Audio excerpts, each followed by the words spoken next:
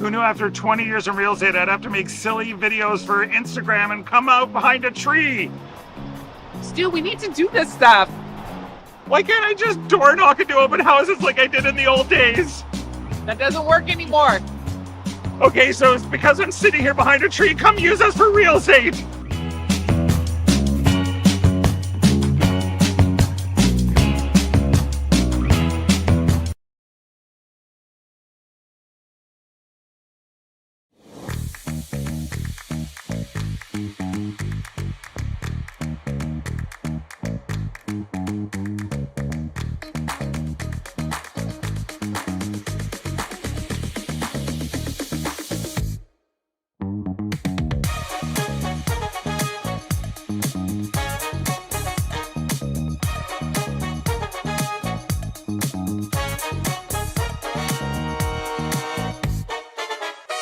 The rock faces around Lake Tahoe are legendary. But this fall, new ones will emerge in the Tahoe Basin. Homan, Moen, Gushue, and more. November 4th through 9th, the Grand Slam of Curling's first ever event in the U.S. is coming to Lake Tahoe, where the greatest rock stars on earth unite for 6 days of incredible curling, celebrity appearances, and après curl parties you won't want to miss. Get your tickets at theGrandSlamOfCurling.com. Let's rock! Hey, curling fans, I'm standing here in front of Sheet Stew here at the High Park Club, and I just want to let you know that I'm so excited to sponsor the sport of curling, to help curling out. So you can go to stewcurls.com, see all my events, see the Stew Sell series, but you know what? I also sell real estate as well. So you need to buy a house, list a house, condo, rental, business. Look.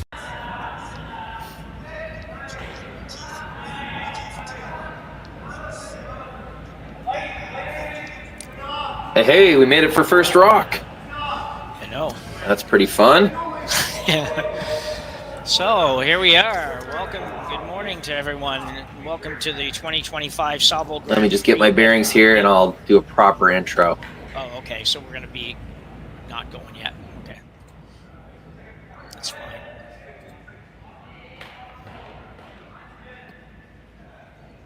All right, we've got on ice volume. We've got my beautiful voice. I think it's time to welcome everybody. Okay, let's try that again. Good morning and to the Saville Center. To the 2025 Saville Grand Prix Men's Spiel, coming to you live from the amazing Saville Community Sports Center here in Edmonton on the University of Alberta campus. My name's Jim Nix. I'm joined by Rory McCusker this morning, and we're going to bring you this one between who have we got? We've got Yamaguchi of Sapporo, Japan, and James Craik of Scotland. So an international affair this morning. Morning, Rory. Well, not hearing Rory, but we will get him here eventually.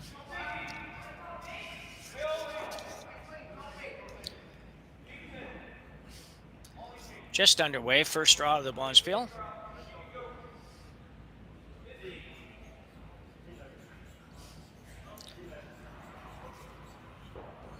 Apologize for a little lack of prep on this one. I had picked the wrong game. I clicked the wrong room, and as a result, I'm just getting together here as to who's on what team here. So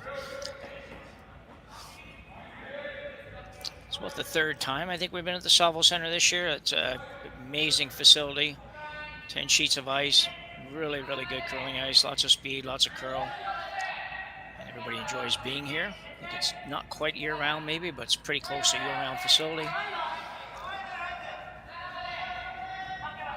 An intern come around here for Yamaguchi.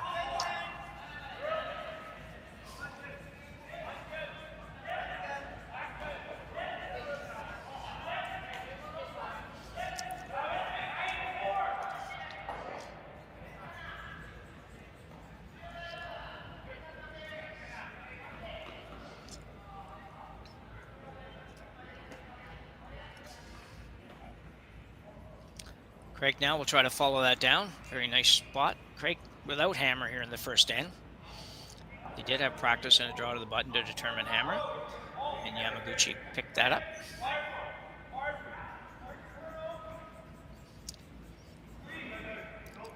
Craik been knocking on the door in Scotland, but it's a tough spot to come out of with a couple of really, really good teams. Probably 3 really, really good teams. They're probably ranked, I imagine, 4th on the list of teams out of Scotland, and they're pretty darn good. They played in a lot of slams.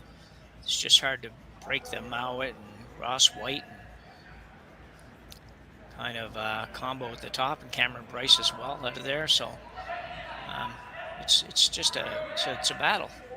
They may not have many more teams than that, but they certainly have good ones at the top end for sure.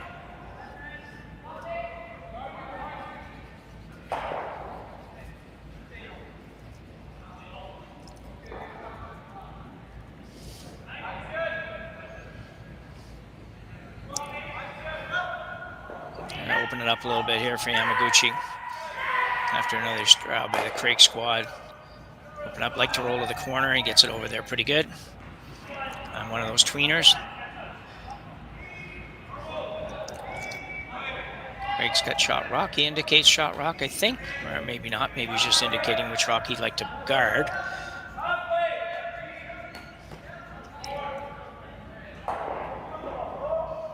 So he will try to guard the red rock, the one that could cause him the grief.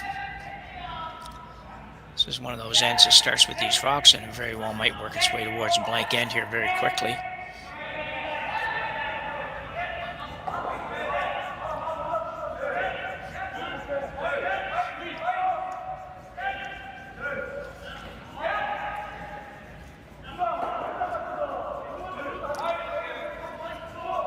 Hard to get this over and need to get just about to the center line, and looks like they'll be in a good spot.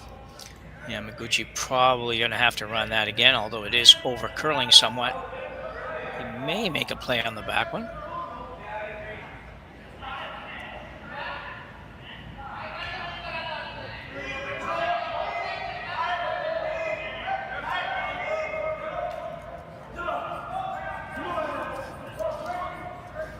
Nope, going to run the front, try to run it right back in.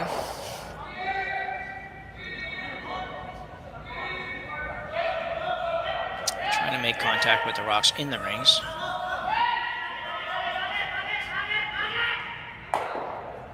And he won't do that. He'll lead the guard, so not a good result for the Yamaguchi squad.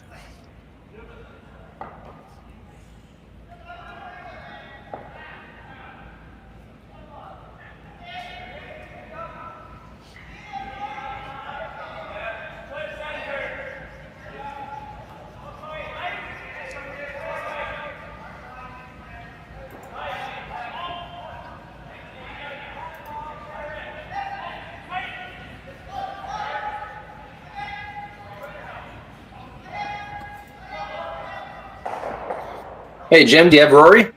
No, I don't. I'm just trying to figure that out. I don't have anybody. Well, you heard me say that. Yeah, well, yeah, I heard you say that. Yeah, sorry. Yeah.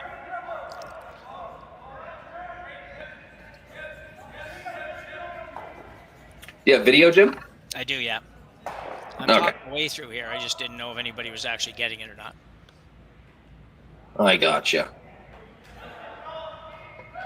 Well, I'm here, you're here. I'm seeing our voice bounce the levels up and down. I think we're good. Okay, sounds fine. I was just saying I had the wrong room in my, for some reason, looked at the wrong room. So I had totally wrong teams that I sort of did a little prep on. So I'm trying to figure it out as I go here. The Curling Stadium audience, this is one of the costs of free curling on YouTube. We need a few games to figure it out ourselves, don't we, Jim?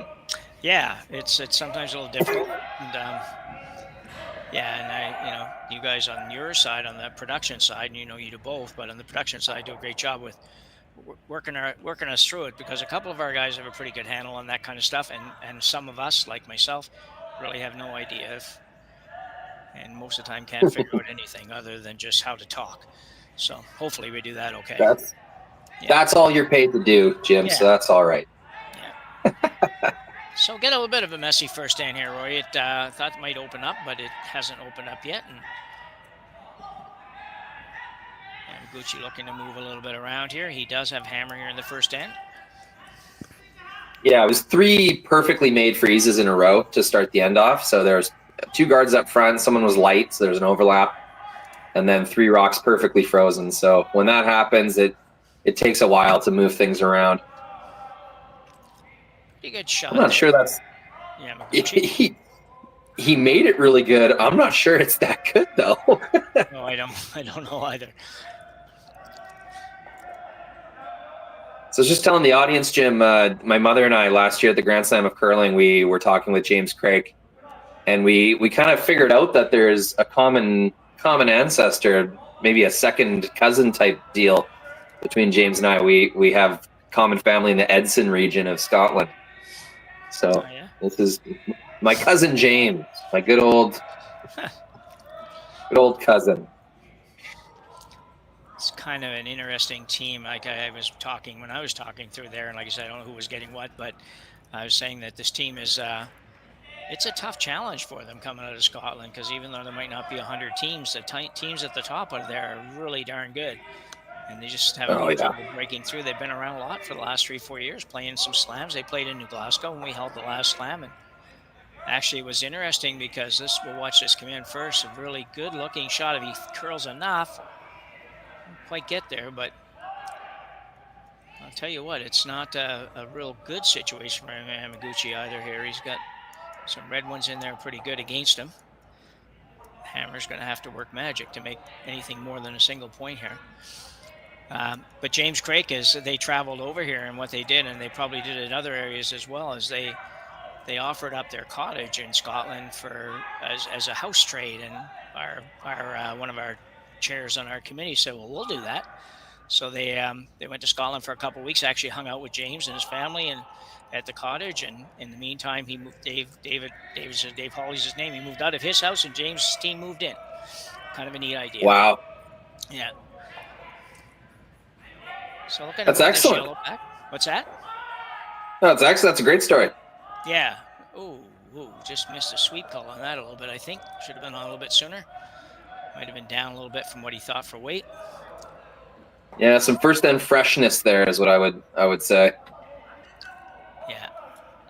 Yamaguchi does throw third stones on this team. Rico Yanagisawa skips rocks. Yeah, it used to be Riku skipping, and there was not too much wrong with that, but Yama is the more experienced skip. He's a junior player, more kind of like internationally experienced, I would say. So they made that switch last year, and I think it's a good thing. I think Riku would sometimes get a little stuck on third and skip stones. He'd kind of, I'd see him like, just couldn't really come to a call, and the team would always have to kind of skate down anyways. So I think to keep things flowing and to keep Yanagisawa's mind a little more clear, to throw his 7 and 8 stone, which he's a very pure rock thrower, especially hits. Riku Yanagisawa, really straight big weight thrower. So I think it's just one of those things where to keep him more sharp and skilled at that, they put Yama in the house, and it's been working out for him. Okay.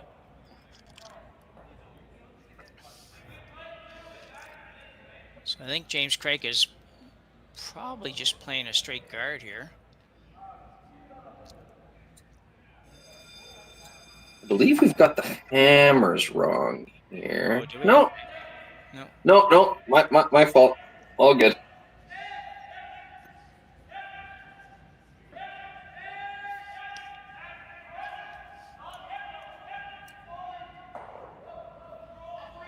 Geez, now I want a cabin in Scotland. Go golfing for a few weeks. Yeah. Well, it might work. They get a bonus really going your way, you might be able to work a deal.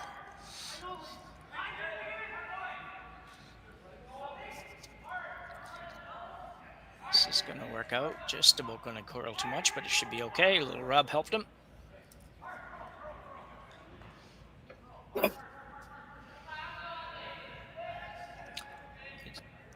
Yamaguchi's still trying to figure out how to... I guess I'm not quite sure who shot rock here. I thought yellow was at first, but I'm not positive. It would seem like if it... Yeah.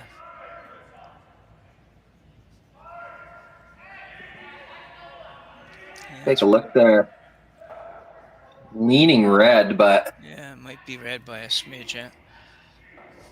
not sure. Trying to figure it out by the shot call, and that's not really going to probably help us too much. I don't know. Yeah. No matter whose shot, Yamaguchi is not happy with what's going on there. It's going to get rid of some stuff, but I don't know how much good it's really going to do him at the end of the day. Yeah, you remember when I said that Karuizawa was a really good big weight thrower? Yeah. That was an absolute bomb, and get used to seeing that. He has that power, and it's accurate. It's got lots of rotation, and rocks go flying when that guy's in the hack. Well, that would explain why you play that shot, because that shot to me was just a little bit scary. I'm thinking, well, I don't want to give up a steal, but man, I'm only just a little bit of a shot away from looking at 3 on my last one here, and I don't know if I want to do that either.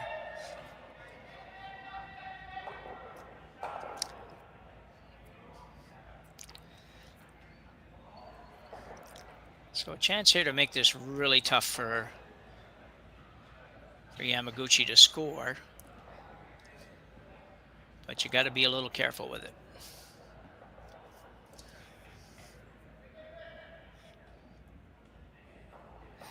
Yeah, where's the perfect spot for James to put this one? Well, I'm thinking ideally if you could just move your yellow just a little bit and still kind of overlap the 2 yellows a little, but I think the in-turn is going to be easier for Yamaguchi to get at and make something out of. I'm not sure it's there on the out-turn. If he's trying to move a rock, but I don't know. I think he's stuck with 1 here. I think he's going to be giving up 1 at the end of the day. It's a little on the light side, but yeah, it's one of those ones where Team Craik decided they're playing for a force, and they're happy with whoever's shot in there as long as it doesn't change. Steal, force, it's all good to them. yeah, this is pretty tough. These guys look like it's not that hard, but it looks pretty hard to me here to come out of this with a good situation. I think you got to be a little careful here, Rory. I don't know. It looks like things may not hit the right way for you here, and you could find yourself worse than just a 1 if you get too aggressive. Yeah, if that yellow leaves the rings, then there's 2 or 3 reds that'll count. It's a tough one. So I think they're just trying to go red, little tap. Yeah. Move both red stones, and that should be enough to count the yellow. So that tells me it's probably red shot at the top of the button. Yeah. I think they're giving up on this one. Just that first end bite, the ice still has a lot of fresh pebble. It's tough to guess weight in the first end like that. Yeah, especially if you get off that practice path. So after 1 end of play here, Team Craik with a steal and 1 in the first end. We'll take a 1-0 lead to end 2. We'll be back right after this. We are here at the RBC Bloor West Village branch, and I'm here with 2 of their best mortgage brokers, Keith Joel and Dave Thompson. RBC has been an amazing sponsor of my curling season for about 10 years. And Keith, why is it so important to be involved in the community and sponsor youth sports? First of all, Stuart, it's been a fantastic 10 years. I'm so happy to be involved, and so is RBC. We enjoy being out there, meeting all the curlers, and having a lot of fun along the way. So thanks for that. I just want to say I'm with you. I'm a big supporter of the community, and I just want to let everyone know all my mortgages with RBC, all my accounts with RBC. It's an amazing bank. These are great mortgage brokers. So look, go to rbc.com and come into the Bloor West Village branch and visit these great guys. Hey Ben, what's the Aztec Safety online e-learning website again? Yeah, that would be aztecsafety.com. Fire extinguisher and firefighting, we'll send that one to Paul. Ah, now here's a course I should probably take. Conflict resolution. Power line safety. Yeah, I thought it might help me with my line calls. Did you know this Aztec website has over 100 safety courses? Jeez. Aztec Safety online course. Ground disturbance. Could have used that a few seconds ago.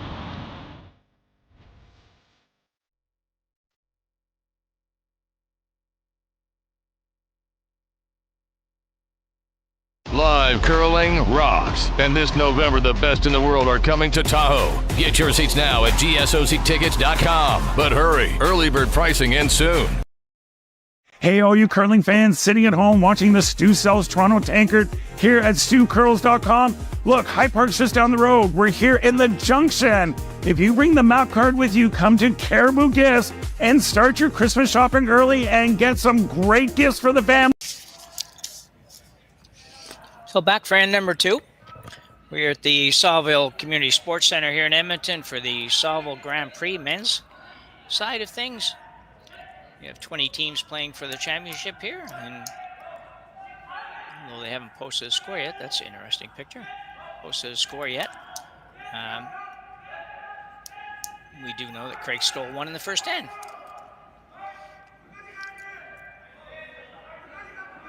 Lead stones Rory McNair for James Craik. Holy crap. What did I do? I don't know, we had that picture a second ago too for a second, but it looks like the portrait part. If you're taking a picture, it would be a portrait, but... What the heck is that? Okay. Oh, it's gone. Looked like we were broadcasting from Venus for a second there, but... Yeah, just had a little 10% power outage or something. Anyway. Oh, what's... So after a lot of rocks were playing that first end, Rory, we ended up with just a single point. You see that quite often, actually, but when you get a lot of rocks around, quite often it ends up just being a single. That is true. When a lot of shots are made, it ends up being a single. Yeah. That's for sure. Pretty strong start for both teams.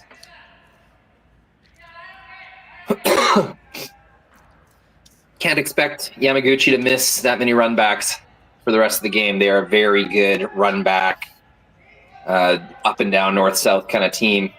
Really nice freeze there. Yeah, nice draw there for Tsuyoshi Yamaguchi. He's a very exciting player out of the Japanese program. Kind of came on the scene 4 or 5 years ago. Yeah, is known as a hitting second. Deals with guards very well, but yeah, is refining all sorts of parts of his game, getting a lot of international experience as well. Yeah, look out for him.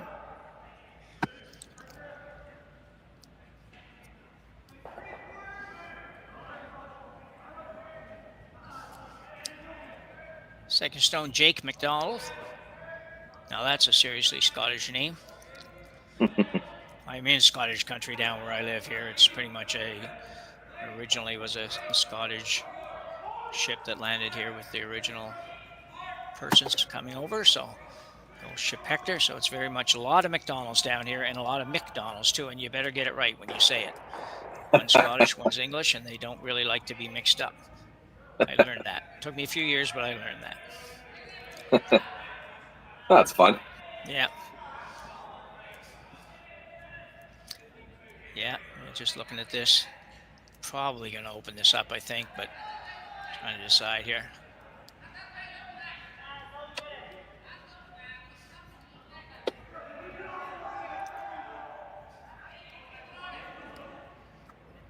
Yeah, I think we're about to see some of that big weight. There's definitely a way for 3 reds to move and 2 yellows to stay.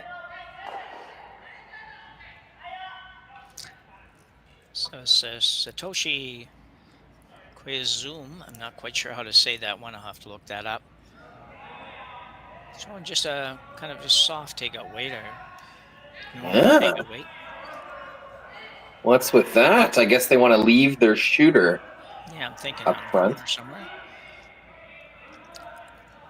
They were going for the yellow red. I'm confused, Jim. Yeah.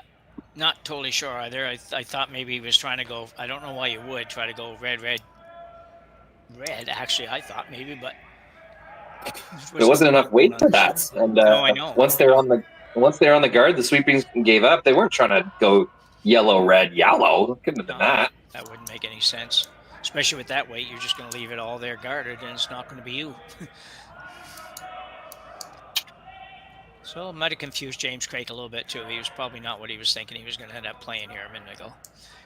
We always said, try to plan a little bit ahead in your mind as to where it's going to go, but not sure he would have expected him to play that particular shot. But anyway, Craik looking at throwing up a guard again.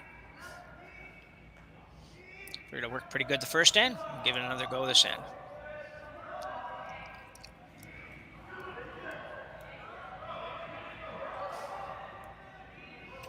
McDonald with his second here in the second end.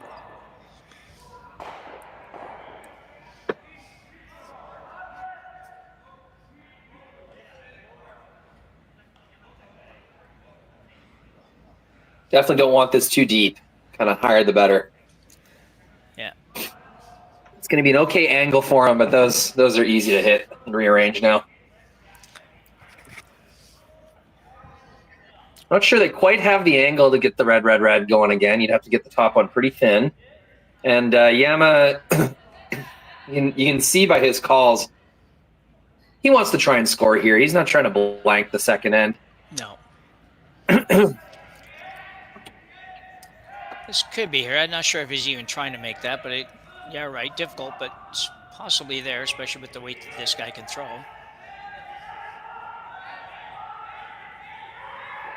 Yeah, it's not crazy weight, just like an up hit weight. Yeah, get the double. He won't be unhappy with that. That's probably what plan A was anyway, so. Yeah, it leaves the tight guard. That seemed to be part of the plan. Yeah.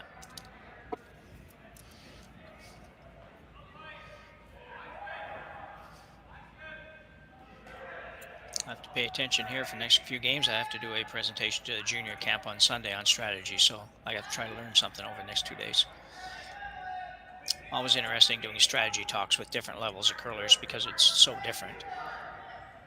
Yeah, very true. And they all watch TV and they all figure they can throw all those shots, and they just can't. But anyway, we'll have some fun with it. So Craik looking to hit here. Get rid of probably both yellow stones. And leave his red and maybe even the shooter, possibly. We'll see. Third stone, Fraser Swanston. This might not curl quite enough. Ooh. Yeah, not the best throw, I don't think. I think he got a little wide on it, and that combined with the weight just took away the double, which was not very difficult, to be honest. Just a pretty much straight nose hit double. Absolutely. I'm confused at the weight choice there. I think if you're going to play that shot, you have to keep your shooter in a not just in the rings, like in a good spot. So yeah. To me, Jim, I think he just made a shot for the opponent there. Going to be 3 yellows in play, 2 of them in the rings at the end of this one. It's a pretty basic hit and stick or hit and roll.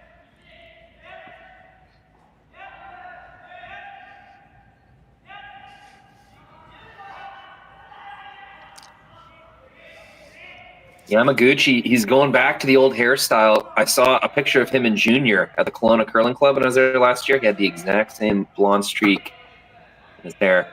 Really fun guy. Yama used to do commentary for us in Japanese on Curling Zone streams. We just kind of send a clean feed to him, and he'd do a Japanese commentary. He'd always dressed up. He would put his mic inside of a rubber chicken. Would always have super fun backgrounds. Just a really, really fun guy. Loves the game of curling, and yeah, he'd give up all his time and energy for the sport. So very, very I admire Yama very much. And a nice shot there, just hit and roll over to the 12-foot area. Quick thanks to Rory McNair, actually, who was not playing in this game, even though we said he was. Francesco De Sana is actually playing in Rory's place. And he sent us a note on the chat to let us know that. So thanks, Rory. Yep. Trying to get a roll, not going to make it all the way over. Good try. The one good thing you got going for Craik is you can see all of that top yellow. So there's going to be a double in play if Yama kind of stays in the forefoot at all. He's going to have to keep rolling that to the wing. Try and maintain the deuce. But, you know, if the basic shots are made, this is going to be 2 points for Yamaguchi. So James Craik's going to need either a double or a really nice long hit and roll. Yeah. Well, there, speeding through this game, Jim, just getting in the hack and throwing before I can even switch the camera, which we like to see. Yes, Pace of play. We do like that. very often, so it's nice, yeah. So trying to roll a little bit to the wings here. I'm trying to make sure he doesn't roll out. And he won't. Very nicely done. Not that easy to roll only towards the outside, and you only want to roll 2 feet, not 3 feet sort of thing. Agreed. Yeah, that's a skill that's been really refined in curling is the down weight hits. It's a skill out of necessity. I mean, the rocks are so much more lively than they used to be. The ice is so much keener. You know, making hit and rolls with normal weight got tougher and tougher as the game changed. So it's a necessary skill now, throwing down weight hits, controlling them with sweeping. And that's how you're going to gain your positioning in the rings now.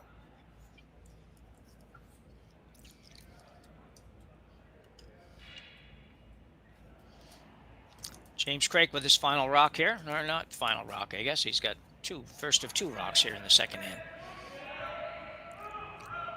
That European kind of broom slide, the way they hold their broom with the brush facing forward, kind of wrapping around the sliding knee. Looks a lot like Nicodine, actually, James Craig's slide. He'll stay out here in the 12-foot. Yeah. Interesting. Not shot rock, so now Yama gets to put this one wherever he wants. And I think the best spot is out on that wing. Yeah. I think if you make it really good, he's probably just going to hit the one on the 8-foot there, and probably may not end up with shot rock, but I don't think he'll go after the roll. So at the very least, you'll have a very easy shot for 2. Got to make sure you're number 2 here. He's got a lot of room to work with. He's got 8 or 9 feet to draw to, but you don't want to miss this one, that's for sure. The guys are going hard right out of the gate. I let up now a little bit, so it must be close.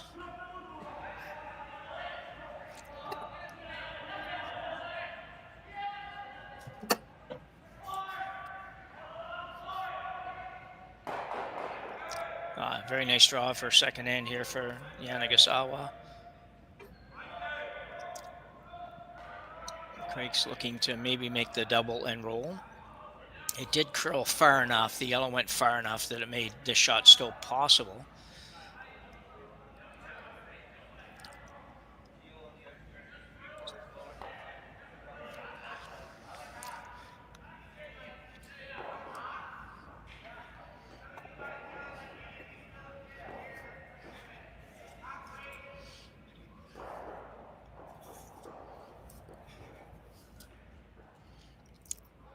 Gotta make sure you hit enough of this one. You don't want to over curl this a little bit and leave it there. Looks like he's going to be throwing really solid weight.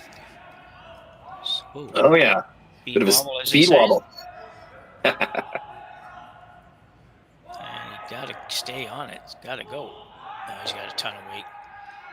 Nicely done.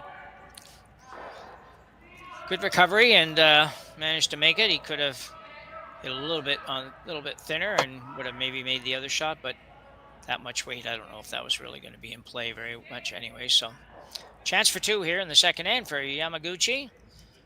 4th thrower is Yanagisawa. Riku and Yanagisawa, if I've got that right, or you can tell me if that's not right, but I think that's correct. Oh, good.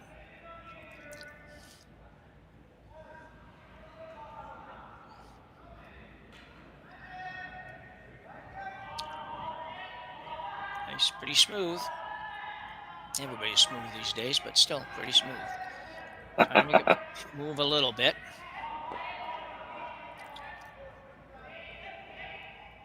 And this looks fine. Nice throw. And a nice 2-ender here for Yamaguchi in the second end. They'll take a 2-1 lead as we go to the third end here at the Saville Grand Prix.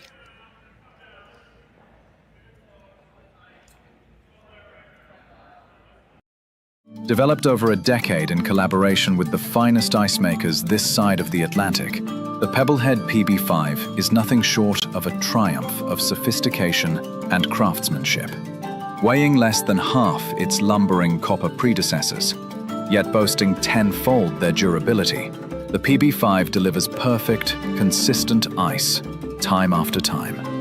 The PB5 by pebbleheads.com, the apex of ice-making ingenuity for the roaring game of curling.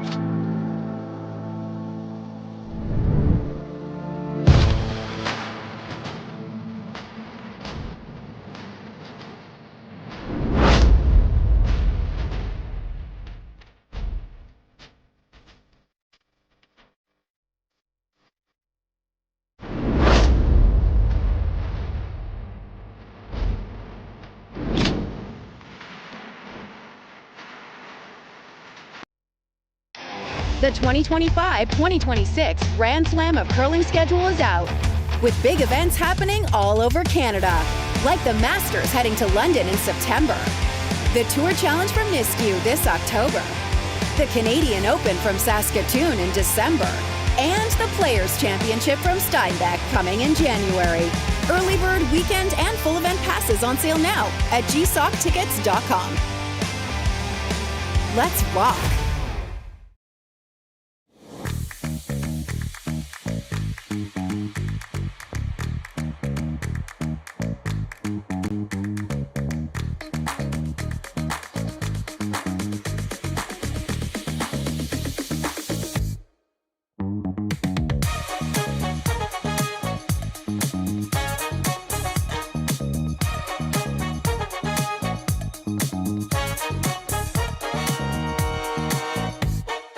Shut down probably for the year. We're back after 2 ends of play. Yamaguchi from Sapporo, Japan, leading James Craik out of Scotland 2-1. And lots of rocks in play the last couple of ends, and a nice deuce by Yamaguchi in the last end. Didn't have to work too hard for it, but good job. Yeah, it was one of those ones where about halfway through the end, both teams kind of just conceded the fact that Yama was going to get 2, and they just sort of played it that way. Yeah, barring a complete miss somewhere, it's definitely.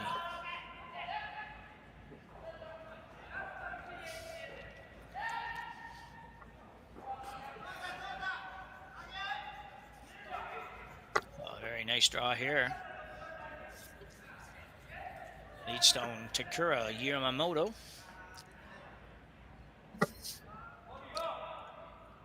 Having some trouble with the scoreboard. It is 2-1. James Craik stole a point in the first end before giving up the deuce in the second. Well, at least here in the second end, unless you're a complete non-curler, you'll understand the curling scoreboard and you'll recognize the score as being 2-1. Actually, no matter how you read the scoreboard, it's 2-1. Yep. So, we got the baseball style here at the Saville. Took me a minute. Which has grown on me. It's grown on me, Jim. I used to be very hardline, no curling, old school style scoreboard only, but now I've decided I don't care that much. Yeah, I'm with you on that actually, and I think it makes sense. It's there's far more people that would understand. It's going to be much easier to explain this style scoreboard than the curling scoreboard. It for those of us that have curled a long time, it doesn't seem that difficult, but man, some people can never. You can talk to somebody for 15 minutes and can't get them convinced on how to keep scoring a curling scoreboard. So, anyway, here's the ice maker and club manager argument is you don't have to stock as many numbers in the old kind of bank. Like with the curling style scoreboard, you just need 1 through 8, and that's good. With this style scoreboard, you got to stock a lot of 1s and 2s, and even a few 3s and 4s in there. So, I think that's the main difference. Easier to maintain is the old school style.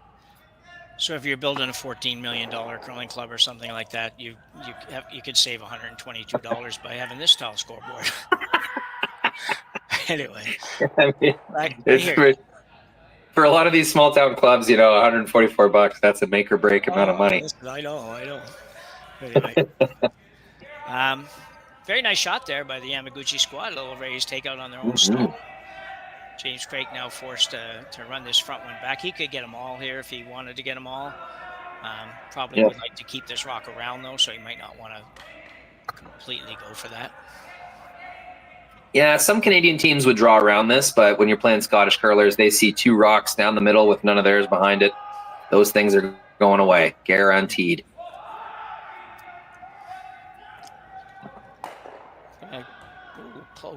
Not quite. Good effort from Jack McDonald there. Just need to come up another hair, another inch probably. Not really in much danger yet, like you say. I mean, some teams would go around already, and there's nothing really even, nothing even has the 8 foot yet, so nothing to fear too much yet. Craik's looking around.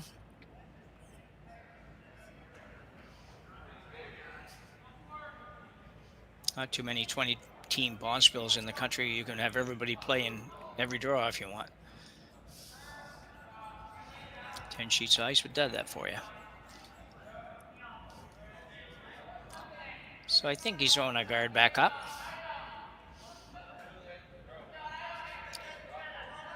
Not really trying to, not terribly excited about guarding that one in the 12 foot, but would like to be over in that region at least. Give him sort of a staggered guard effect to draw around if he gets the opportunity. Craik probably looking at the same thing again. Same idea. It's just a little thicker. He does have a corner to work with now if he can ever get over there to use it.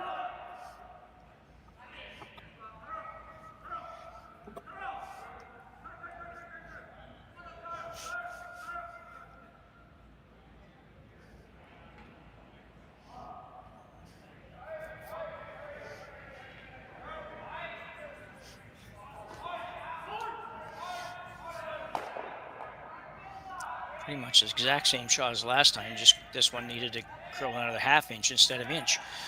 So, yeah, frustrating. So another correction. Well, I'll tell you what, we have a sharp group in the chat today. Found out that Team Yamaguchi is not from Sapporo, despite the notes that we have that say different than that. This person, Everlasting, whoever that is, tells me they're from Karuizawa, Karuizawa in Japan. So yes, that is the curling mecca of Japan. Those of you making notes, keeping score, you can change that up. But we do thank the chat for participating like that. We really appreciate it. This game's bright and early morning, and for those of you overseas, probably not. It's probably more like early evening, or mid-evening. But thank you all for joining, and don't forget to like and subscribe to the channel here for Curling Stadium. Helps us bring you these events all through the year. We're excited to do it, but it makes it even better if we have lots of people watching and subscribing. Yeah, absolutely. Karuizawa for Yamaguchi. And he'll do that. So looking to just try to force Craik to take one here. He's got a long ways to go to make that happen, though, Rory. He's still got 4 stones to go. Just looking at the curling zone page right now, we've got 3. Probably only be number 3, but you might be able to bury it in there. Or hit and roll all the way across the house. Hey, Jim, you got me?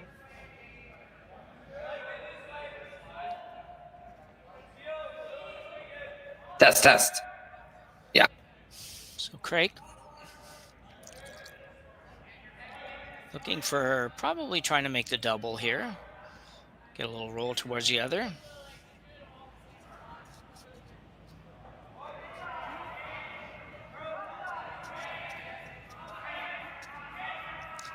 Working hard to hold this, and will he make that? Not quite. Boy, they've had 3 rocks in this end that were only a ½ an inch each away from being perfect. Nothing really wrong with that, but would have been nice if he had been able to make the double. Might have made the double and sat right behind the corner, which would have been even better. Hey, Jim, you got me? Test. I'm having trouble hearing my partner.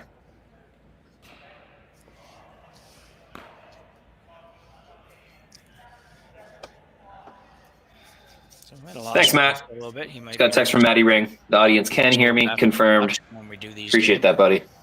He's a busy dude.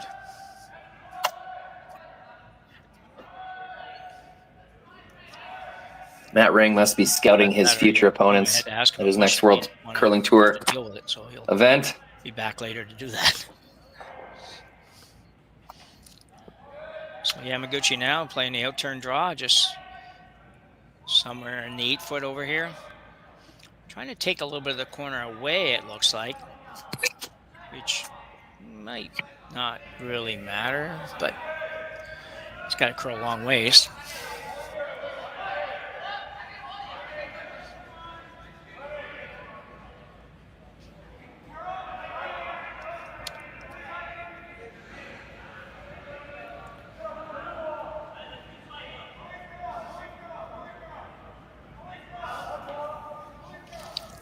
Well done.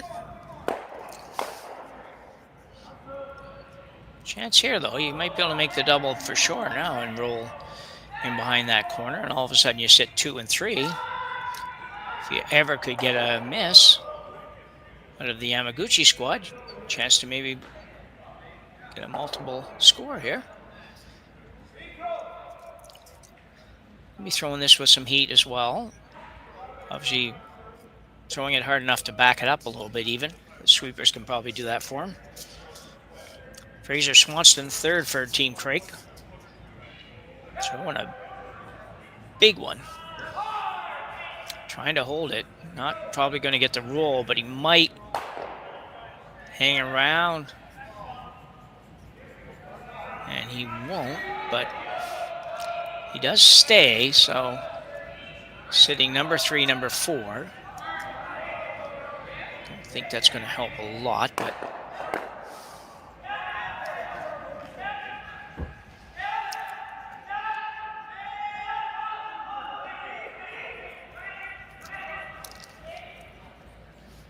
into skip stones here.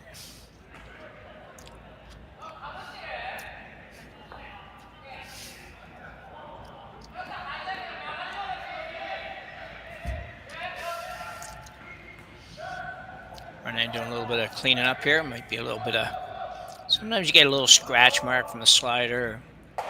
Sometimes even a little bit of a mark from a broom if you're sliding that area. Just trying to clean it up, make sure nothing happens to this one early. Going after the back one here. This is Karuizawa. Gonna have to work pretty hard. You don't want to touch that front one. No, he's gonna be fine. Nicely done. Yamaguchi squad has really not missed much so far. Hey, Jim, you got me now? So, Ray, I don't know if you're hearing me, but I'm not hearing you if you're talking at all. Obviously, you would have figured that out by now.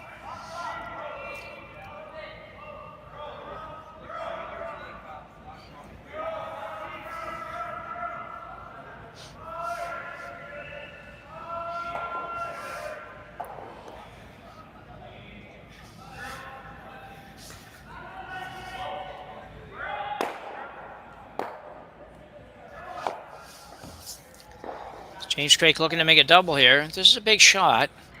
If you can make this double and never get a rollout on the next one, you might have a chance at 2. And even if you don't get the rollout, you might have an opportunity for 2. So probably like to roll over in the neighborhood of the other yellow rock if you can get there. But at the very least, make sure you hang around. Make sure you make the double and make sure you hang around.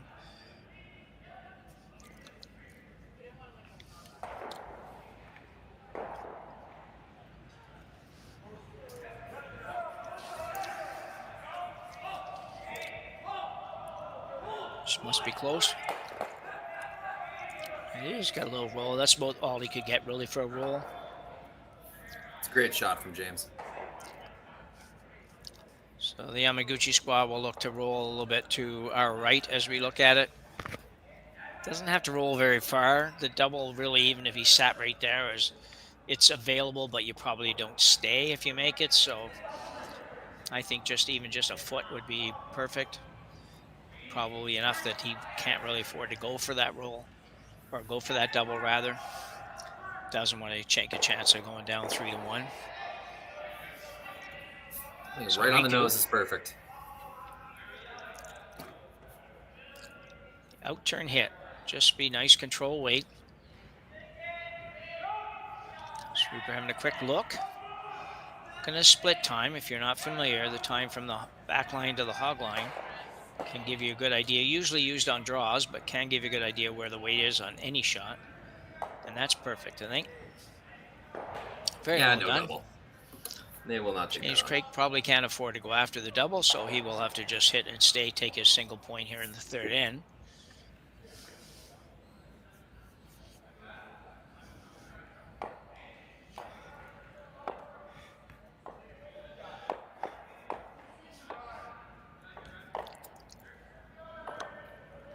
An enjoyable game to watch so far. Hasn't been very many misses, and they're also, the ones we have had have been just marginal and probably half shots, if anything. Of course, they're just discussing the ice a little bit. I think amongst them, they decided that James should take a little tiny bit less. You can't afford to hit this on the outside, and the sweepers can probably hold it for you for a long time on the inside, so. Last rock, third end.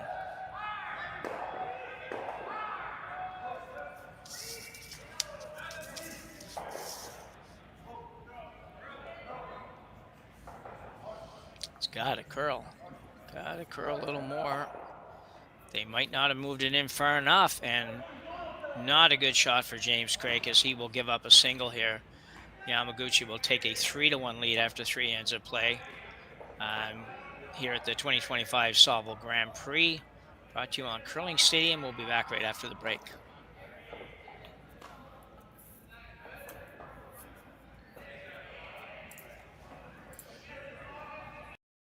Developed over a decade in collaboration with the finest ice makers this side of the Atlantic, the Pebblehead PB5 is nothing short of a triumph of sophistication and craftsmanship. Weighing less than half its lumbering copper predecessors, yet boasting tenfold their durability, the PB5 delivers perfect, consistent ice, time after time. The PB5 by Pebbleheads.com, the apex of ice-making ingenuity for the roaring game of curling. Live curling rocks. And this November, the best in the world are coming to Tahoe. Get your seats now at gsoctickets.com. But hurry, early bird pricing ends soon.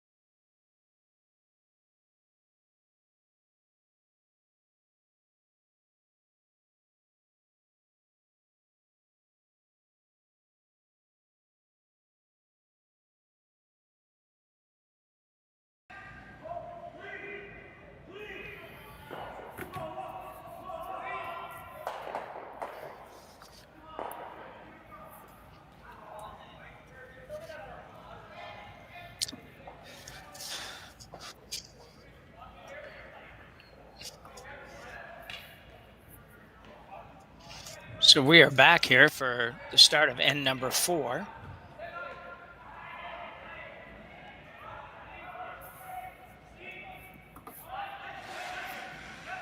James Craik gave up a steal of 1 in the last end, so Yamaguchi actually leads 3-1 after 3 ends of play here at the Saville Center.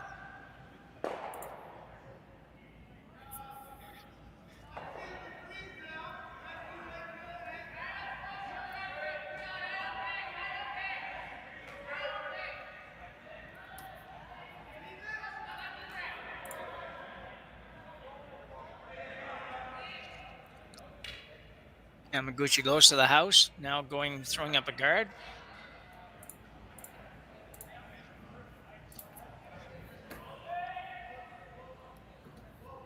Apologies if you're not getting this clearly. Having a little bit of technical trouble here. So very nice draw and a very nice guard for the Yamaguchi squad. Craik now with a corner guard. Going to look to come down. Corner freeze the rock in the 4-foot.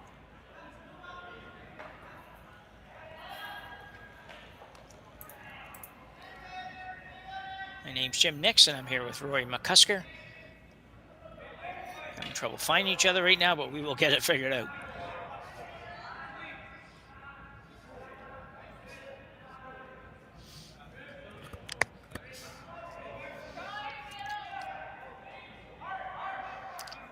This looks pretty good. Just needs to curl a little bit more. He might come right around everything now if he can.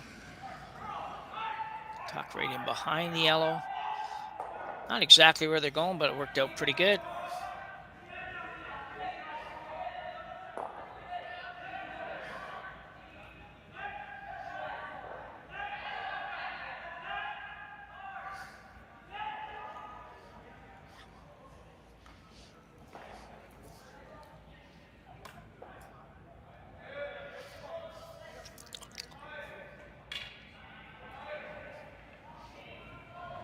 So Craik now with shot rock. Going to be interesting where they go with this one.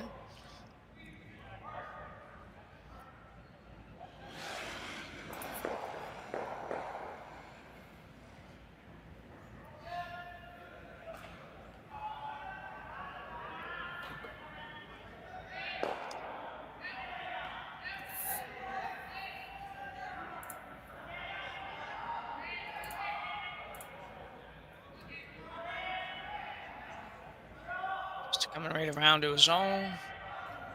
The line well done.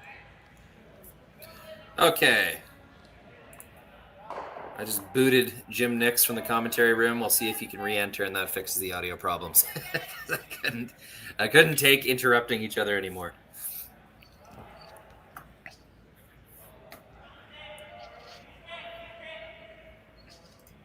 Hey, Jim, you back? You got me? Jake McDonald looking to clean things up a little bit.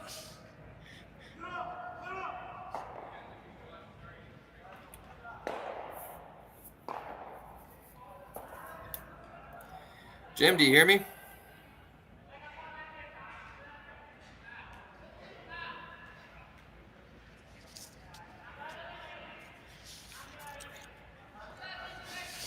Yamaguchi not worried about who's shot here.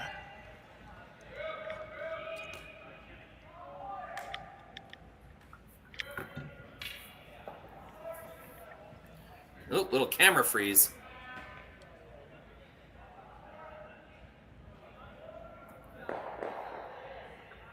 Might have to follow this one the whole way down.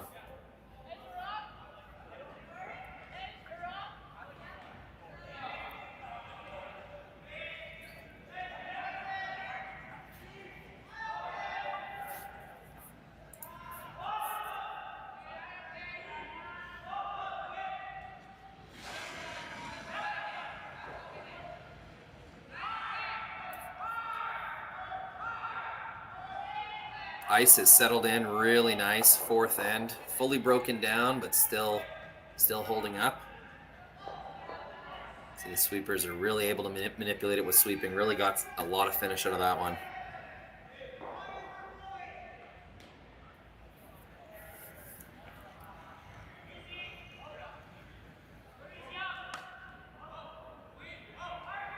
Kind of a tough look for James here. He knows he needs points. Got to score in the fourth end here. So blowing things up comes at a cost. There's not as much stuff to use.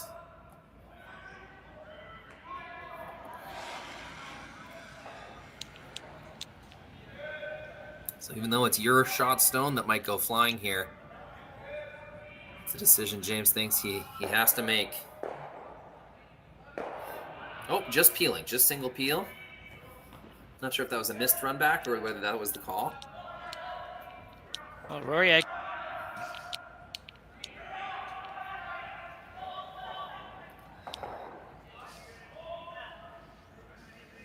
Jim and I having trouble hearing each other.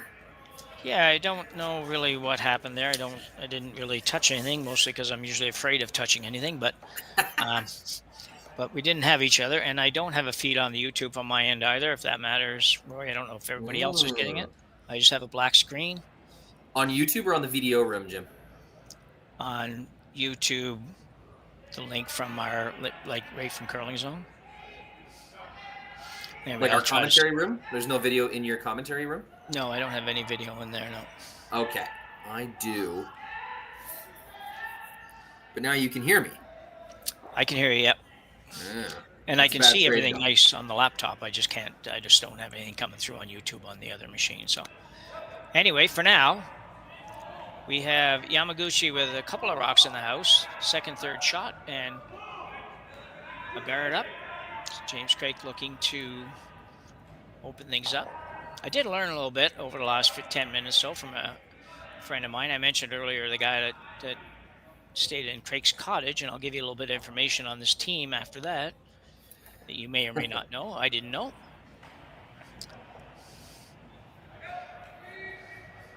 So Jim, sorry, like you can see the game on YouTube, but you cannot see it in the commentary room. No, sorry, I said that probably backwards. I can see it.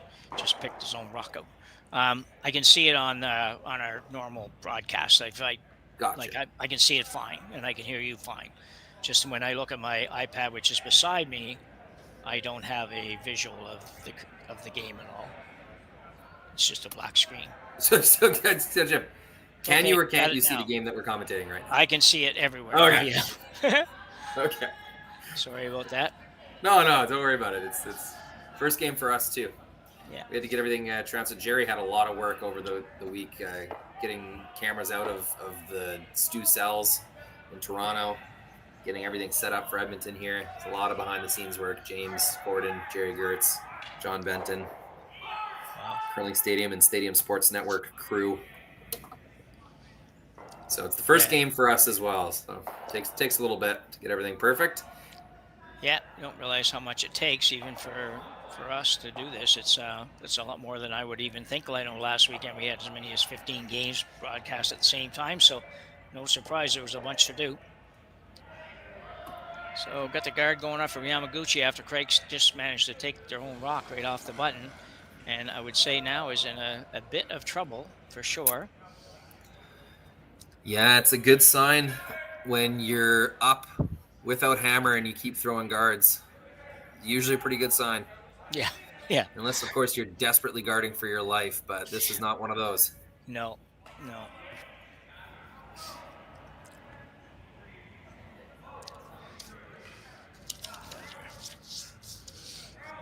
So Fraser Swanson looking to get rid of multiple rocks, and he will. That's a very good shot. Yeah, that's an end saver right there. Yeah.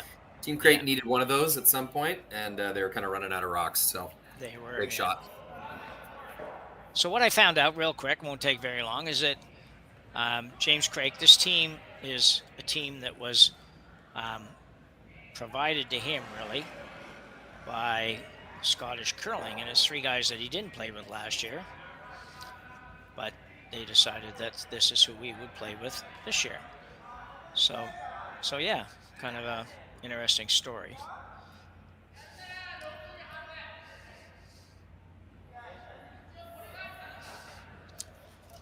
And the three guys he played with last year now play with Waddell, I think, out of Scotland. So thanks for that info, David.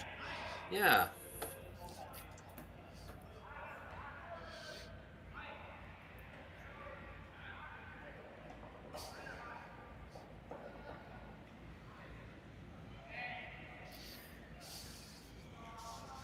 Karuizawa kind of throws it that kind of just turns the back end of the handle at the broom. A lot of the top end players are throwing like that now. Yeah. Just kind of pinching the tip of the handle and sort of flicking it at the broom. It looked pretty funny to me the first time I saw it, but there's a lot of guys doing it, so there's got to be something to it.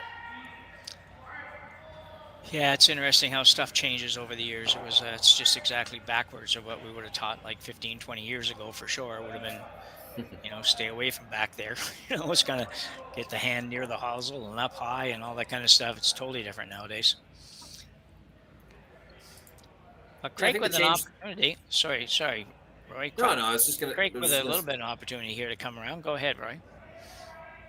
Yeah, they're right? At this point, you're getting forced almost no matter what, so you may as well just try to put one in a good spot. But I was going to say about the handle thing, I think it's ice conditions and the way the rocks curl now has begged that change. And if you don't flick the rock outwards with some kind of outwards momentum, like if you threw the rock just laser beam, boom, straight at the broom, it's going to be curling too much by the time it comes to rest. So the team's trying to combat that by giving it outward momentum, and I think that's where that little tail flick of the handle came from.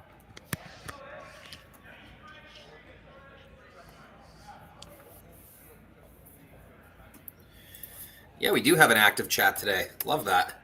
Yep. I was going to say before we got disconnected, Jim, Japanese curling fans have a lot to choose from today. Curling Stadium producing 3 Japanese teams, 2 at the Saville here and 1 at the Autumn Gold Classic. So, blessed with choice.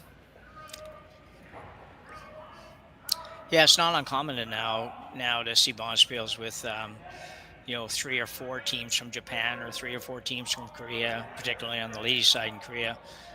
Not that uncommon to see that many teams playing in one or, like you say, 2 events. That's pretty neat. Got to work hard here. This is pretty good if they can get it. I guess they don't have to work hard. Don't want to open it up the other side. It's going to overcurl, I think. That just went crazy, Jim. That was going sideways. Yeah, too bad. It looked really good until that last, 3 feet or so. Pretty open here. Probably about, probably 2/3 open.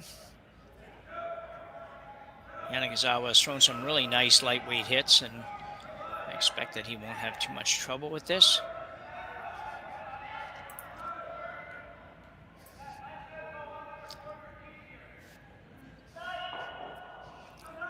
Good news for Craik, though. If he does have to draw on the next one, he just has to throw the exact same shot. Or same weight, I guess. Probably a little more ice. So the intern hit here for Team Yamaguchi. Working just steady clean, heavy clean, whatever you want to call it. And he will get it right on the nose, probably try to flop a little bit. Nope, just stay right there. So James Craik now will have to just draw a little slightly better than full 8 foot. He'll shoot for the button. It's never a bad thing if you're going to play a shot like this. If you're a young team or something, make that effort to put it on the button without hurting yourself. It's you're trying to show your skip. You have button weight in the back of your pocket if we ever need it. That's kind of what you're trying to do there. Exactly.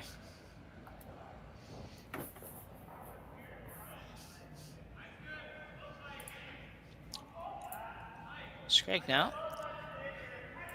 Not a difficult shot, but one you definitely need to make at this point in the game with a 3-1 deficit.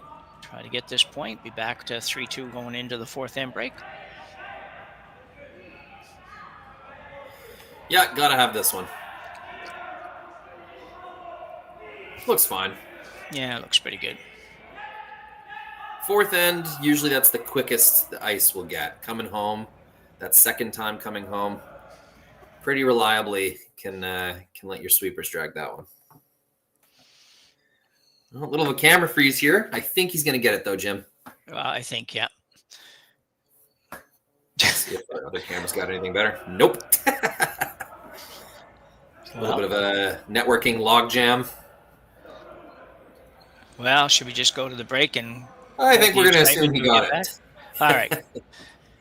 We will go to the 4th end break here at the Saville Grand Prix. We'll be back right after we run a few commercials for you to view. For over 20 years, the Sandra Schmirler Foundation has granted more than $9 million to hospitals across Canada for life-saving equipment for premature and critically ill babies. In the past 4 years alone, $4 million has been granted thanks to the curling community's incredible generosity. The need continues year-round, and with your help, we can ensure every baby has the chance to grow up and become a champion, just like Sandra.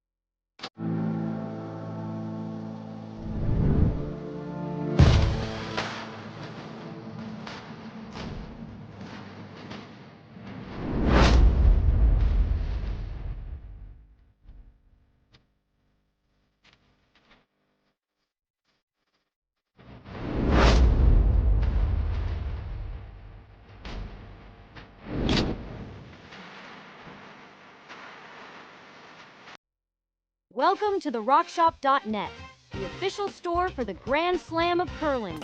Whether you're looking for the best hats, stylish clothing, fun toys, or unique accessories, the Rock Shop has it all. Shop online anytime at therockshop.net for exclusive Grand Slam of curling gear, or come see us in person at your next event. Therockshop.net, where fans find their favorite curling gear. So we're back, but the break's still ongoing. Some bonspiels they take a break, some bonspiels they don't. That's when they obviously are. And we just may wait it out here, or we may run another series. I think I'm going to run another series of ads, Jim. Sure thing. Let these guys get back on the ice. Yep.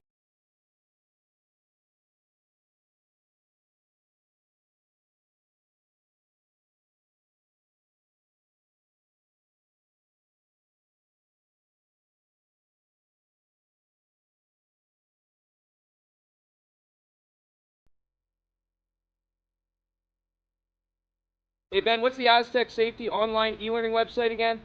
Yeah, that would be aztecsafety.com. Fire extinguisher and firefighting, we'll send that one to Paul. Now here's a course I should probably take. Conflict resolution.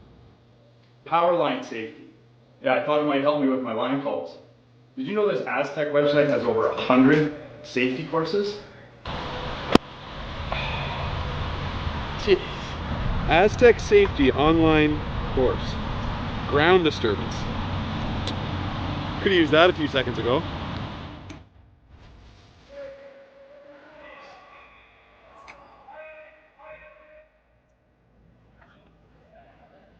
Live curling rocks. And this November, the best in the world are coming to Tahoe. Get your seats now at gsoctickets.com. But hurry, early bird pricing ends soon.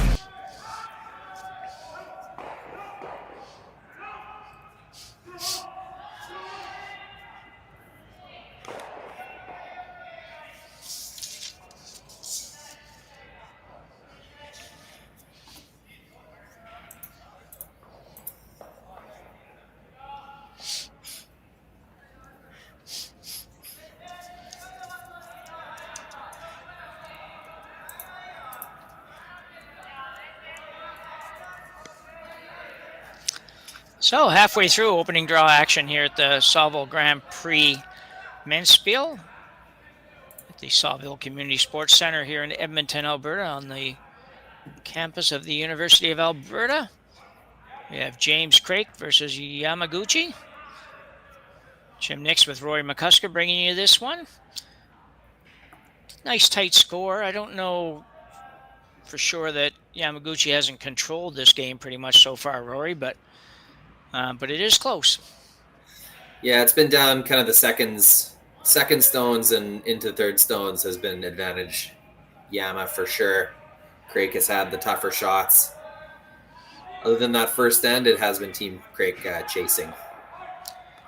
Yeah, and as you mentioned earlier, and it continues so far, though, the game moving along at a nice pace, which is great for us and good for you, the viewer, too. It's we are slightly over an hour, but not too much over an hour for four ends, so that's kind of nice. Go ahead. Real quick, just a beautiful carve sweep to get that kind of light guard onto the center line. So getting that over the hog line and dragging it to the center line was a pretty skilled sweep there. Well done. Well done. Thinking of something other than sweeping, Roy, just a quick question on the plentiful discussion happening around blank ends these days and what to do about them and how many to have. And I know the Grand Slam coming up is going to try something a little different. Not sure how successful that will be, but what are your thoughts on that? The blank end rule. Yeah. I detest it. I think it's brutal. I don't know. It seems like a gimmick to me. They tried that before, where you could only blank one end in a row, I think is what they did at the end of last year. And all that did was just create like really boring, ugly force scenarios. Like teams would just play it makes the force easier.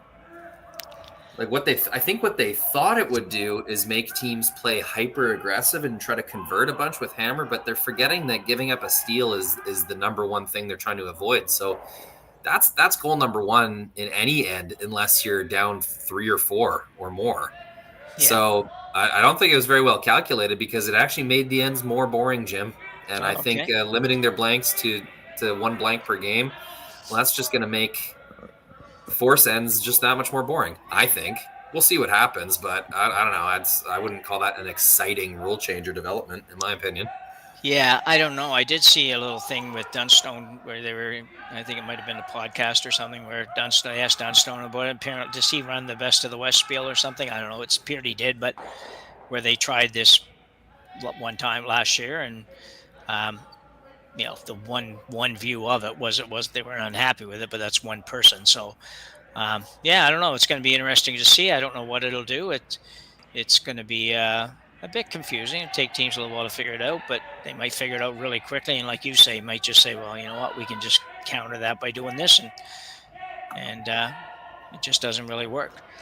Yeah, asking Dunstone if he likes or doesn't like the blank rule, I don't think that's the best representative. Dunstone is the king of blanks. It's like asking the ice cream truck driver if he thinks vanilla ice cream is good.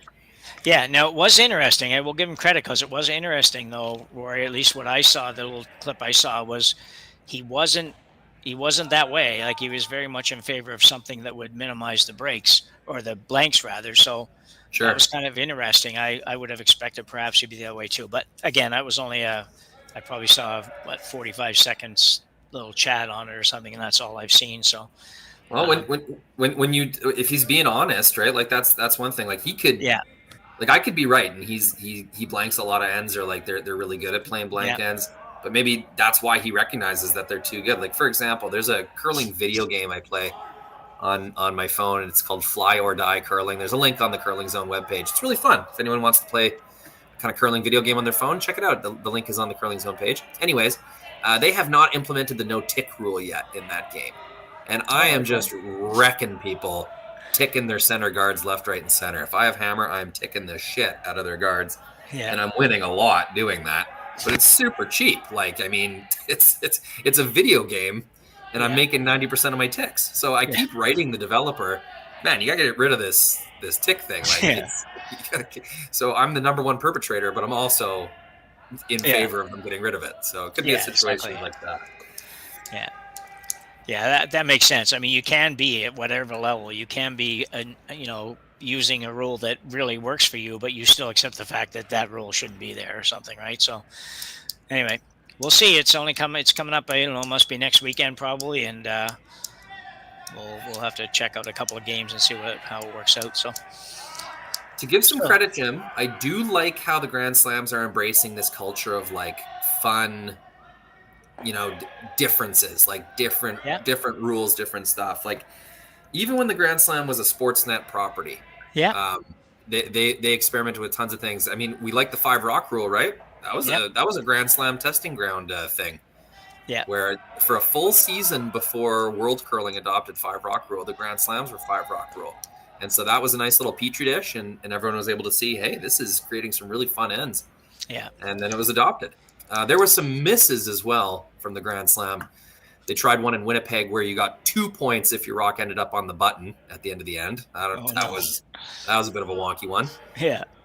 There was more. There was more kind of silly ones that didn't really end up working out. But I think it's a good thing. There should be a best on best trial of these rules. Yeah, no, I agree with you. I think it was, and I agree too that it was before they changed hands. There were a number of things that they tried that were very, very different, and kudos to the players as well, I suppose, for accepting that, at least publicly accepting that. They may not have sitting in the locker room having a discussion. It might not have been the same, but at least they were publicly supporting the efforts to see what would work and what wouldn't work, because those are the biggest cash events for them in the year. So a lot of them you could understand if they weren't real fussy about trying some new and strange thing, but particularly the best teams, but they seem to be on board with it, at least. I don't know if anybody directly asked them, but they at least they weren't slamming it anywhere, which is a good thing. Speaking of slamming it, Yamaguchi's got to do something with the front end here, and he's going to ask Third Stone, which is himself actually. Calling his own name. Yeah, calling his own shot there, yeah. Jeez, they tell you not to call your own shot. But in this case, it's all right. looking to move those rocks in the front. 3-2 lead for Yamaguchi with Hammer playing at end number 5 here. Wants to hit a little thicker than that probably, but pretty good.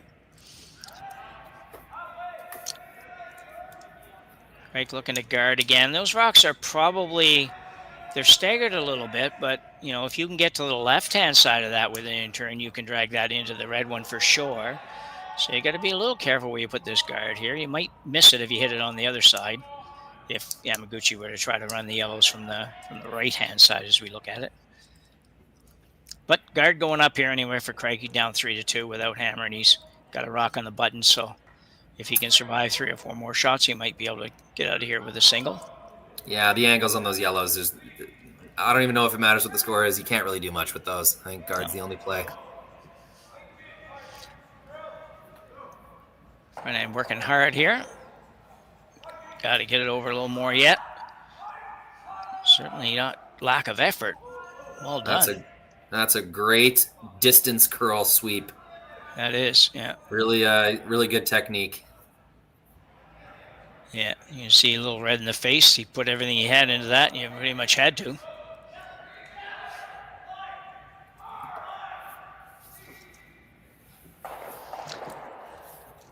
So Yamaguchi will look to run this. I don't know if this is going to be a straight peel, if he's going to try to run into that pile. I'm thinking he's going to run into that pile.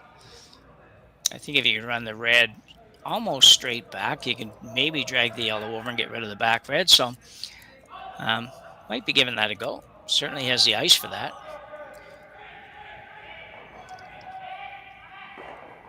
Not massive weight. Got to curl though a lot if he's going to make any contact with the back one. No, blows it right by. Sorry, shoot, bad camera work there from me, but it's all right. Blows it right by.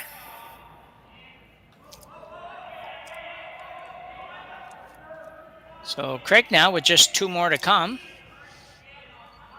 So far, so good.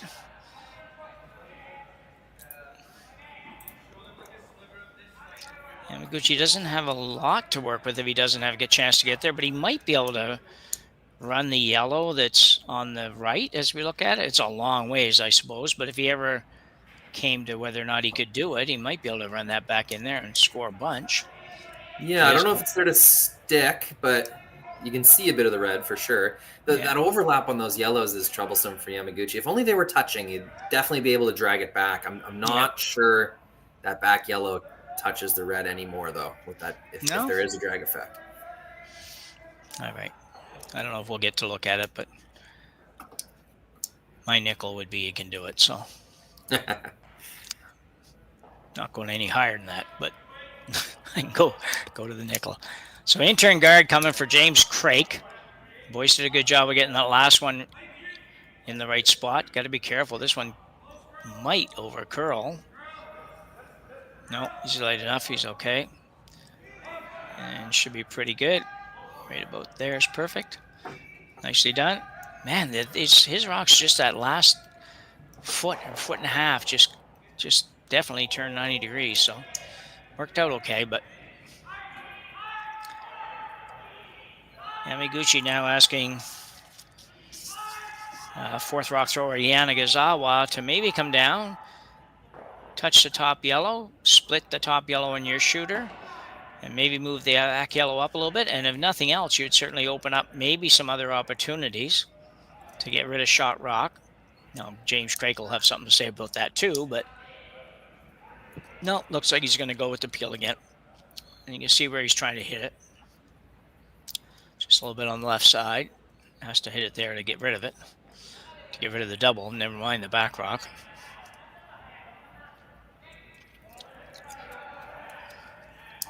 So get rid of all of his own, probably when he's done.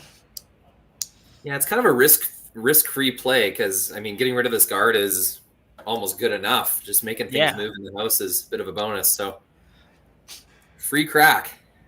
Yeah. Out-turn peel / run back. It's going to be close to doing what he wanted to do. Is it good enough? Whoa. Oh, yeah. Got rid of everything. Even sticks his 2 stones in the side of the 12-foot chip. Oh, that's How good is that? That's almost unfair.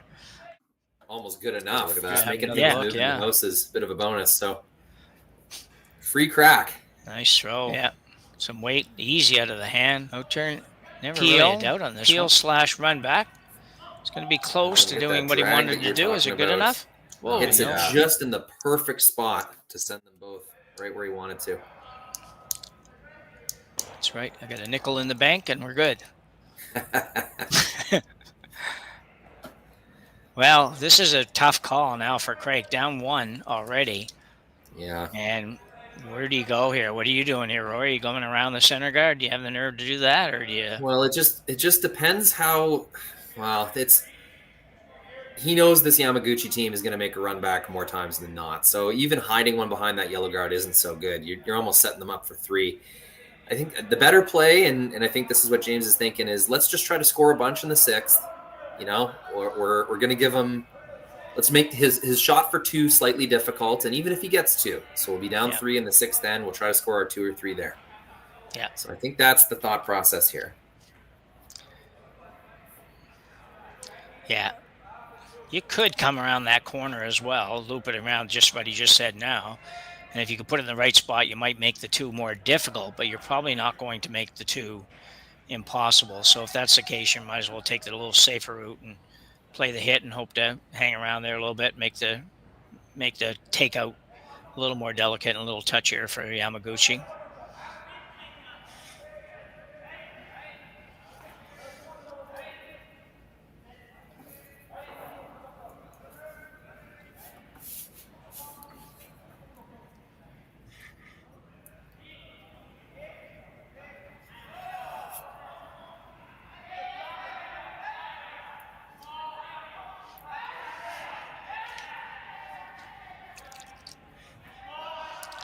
James Craik now. Final stone here in the 5th end. Already down 1 without hammer.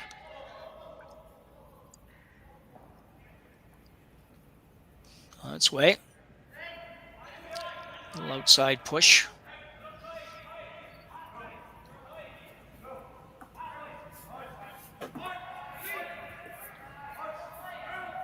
Wow, look at that curl. Yeah. Pretty incredible. Good job by Jake McDonald getting it in there. Yeah, I know. I didn't really like that little release there, and I thought he might have done himself some damage, but it's wide open. Still not super easy getting all the way out to the wing at this point in the game. You don't really know what it's going to do. It's still pretty fresh out there. Sometimes sheets have a bit of like a dish effect where the further out you go, the harder it curls back in. Yeah. And you just saw James throw this shot, but at the same time, he threw it maybe a little different than you throw it. He certainly had a little punch out at the end, and I haven't really seen that from Karuizawa. A little bit smoother out of the hand, if you want to call it that. But he's had such nice weight all day that these shots have been very, very easy. Like it's just everyone's been like that, just a little tiny bit of sweeping, and they've got it. So a nice deuce for Yamaguchi here in end number 5, and they will take a 5-2 lead after 5 ends of play here at the Saville Grand Prix, the 2025 Saville Grand Prix at the Saville Curling Center. You're watching on Curling Stadium. We'll be back right after the break.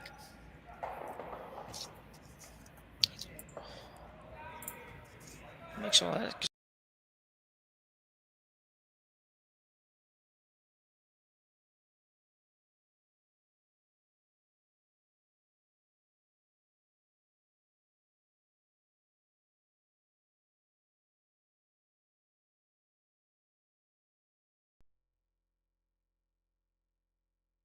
Hey Ben, what's the Aztec Safety online e-learning website again? Yeah, that would be aztecsafety.com. Fire extinguisher and firefighting, we'll send that one to Paul. Ah, now here's a course I should probably take. Conflict resolution. Power line safety. Yeah, I thought it might help me with my line calls. Did you know this Aztec website has over 100 safety courses? Jeez. Aztec Safety online course. Ground disturbance. Could have used that a few seconds ago.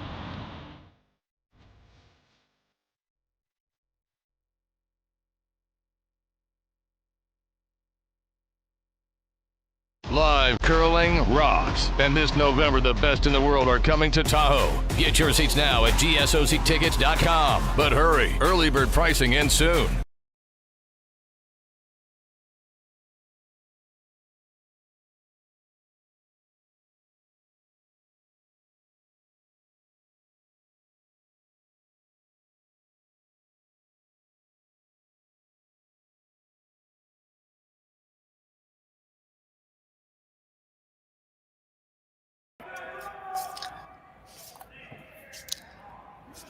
That's why I like watching European, particularly English and sports and whatever, because those guys do.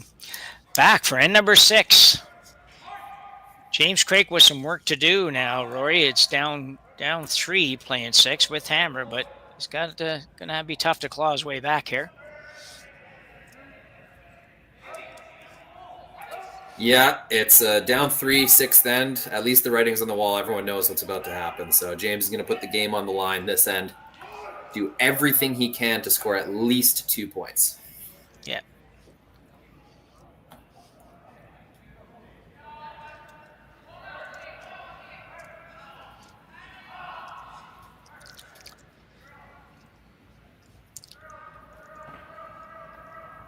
Yamaguchi going to stay with this play in the center.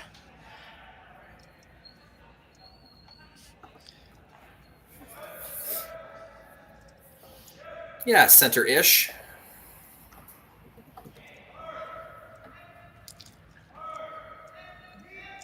Interesting call by Craik here.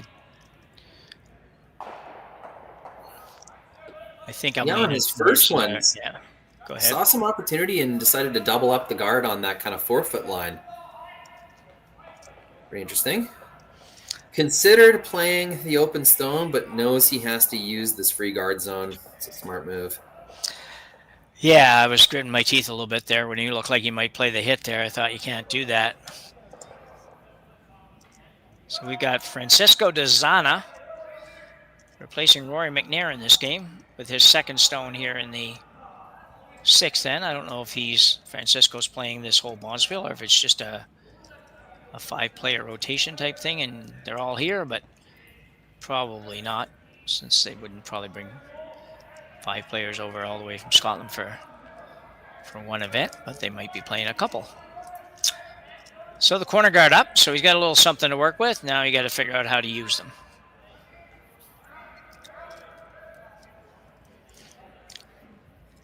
Yamaguchi looking to play a little bump on the yellow. Although it looks like maybe the ice to go around. He's close. I think he was looking at the bump.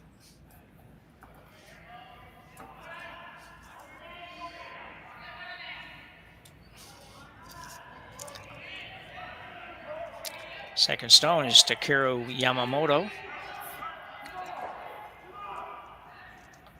Coming around. Or nope. Going to end up with a little bit of a split type shot.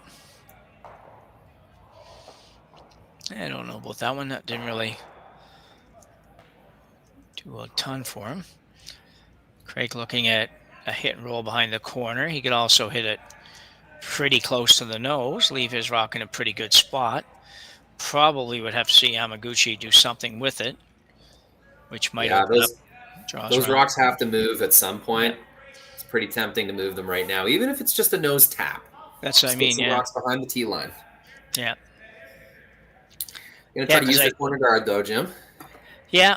I think if you hit and stay right there, though, Rory, I think what you just said, I think he'd have to do something with it. Yamaguchi would definitely do something with it, which would open up the opportunity to get behind the corner and the sort of tweener guard. On the next one, maybe a little easier, but he is going to try to get it here, and if he ever gets it here, that's a great shot too. So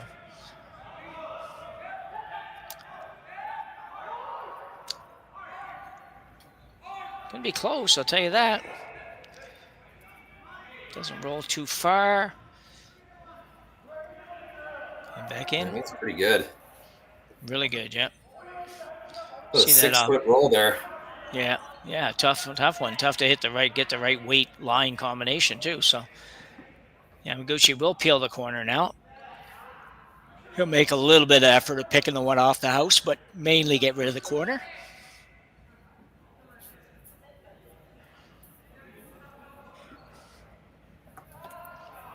I got the right guy throwing it.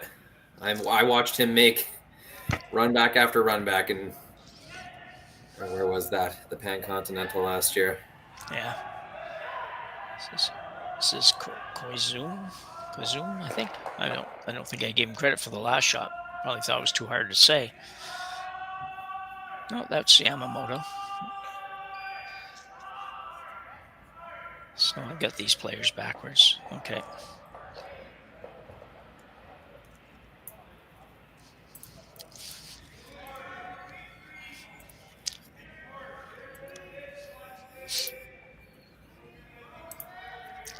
I don't know that you want to go over there with this shot, do you, Roy? I think if you roll over there, aren't you just asking for the opportunity for him to make the double? Yeah, I think you kind of got one in the bank right now. You might convince him to ignore it. I think if you come around, they'll hit the open one. So if you think you can score 2 or 3 down the middle, down like behind these guards, now might be the time. Yeah, I like this call. I think this is an opportunity for sure to build something. I know you're flirting around in the 4-foot area, which we don't necessarily love to do when we have hammer, but down 5-2, you don't have the luxury of everything being perfect before you make a move.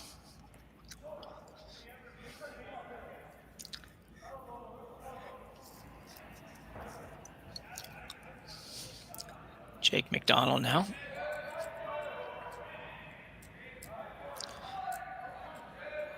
Sweeper's kind of indicating it might be enough weight or slightly too much weight, possibly. Nobody wants to touch it. Yeah. It has been a struggle at second here today. He's thrown some really close ones that haven't quite connected, and then there's been some flat misses. Now that stays in the rings, so not dead yet. No. Hitting the back one. Yeah, I don't know. Very interesting. I'm not really sure why. My fear, Jim, would be leaving junk back there as a jamstone for one of Craig's later on.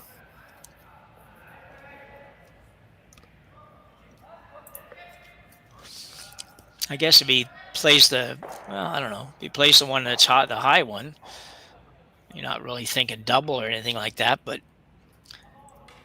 and I guess maybe he's a little afraid of hitting it and rolling to a place where Craik can roll off it or something, or I don't know. Or maybe if he rolls over and he ends up behind the tee line, he sets up a better situation for Craik, which he's definitely not going to do with this shot. But you got to know James is going to ignore whatever you do here and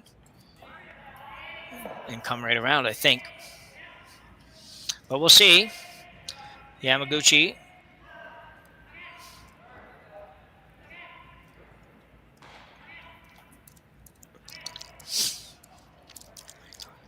Roll a little bit. Going to roll right out, and he will. I'd say that's better than sticking around back there at this point. Yeah, I think so too. Yeah. Opens up an opportunity again for Craik to come right around. The only problem here is not even a problem with this call. It's just that he is going to have a hard time bringing the other red one into being first or second shot, I think, because he's got to get rid of the yellow to make that happen. It's not going to be easy. Fraser Swanston now. Third for Craik. To make sure we don't hit any guards. I must say, there hasn't been very many that the sweepers haven't been able to get by on both teams so far today. Like that. That's a beautiful draw. That is really nice. Nicely Perfect managed. depth. Yeah. And gets enough curl that there's no yellow-red action.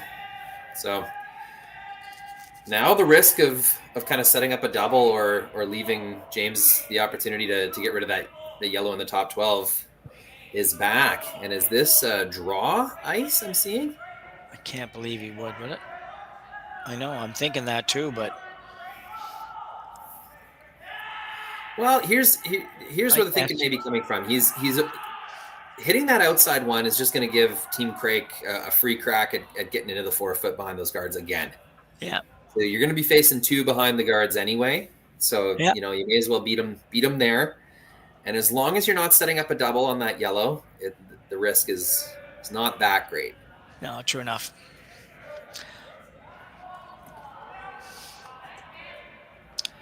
So Yamaguchi once again throwing the third stones. This is second stone in the sixth.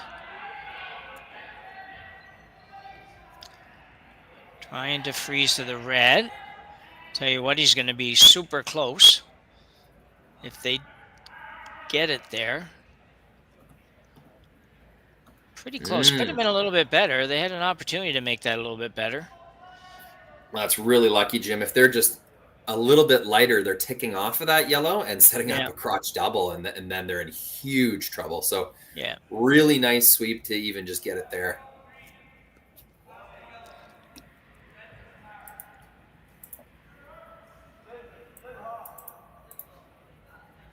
There's a challenge getting rid of this yellow stone if you're looking to get rid of it.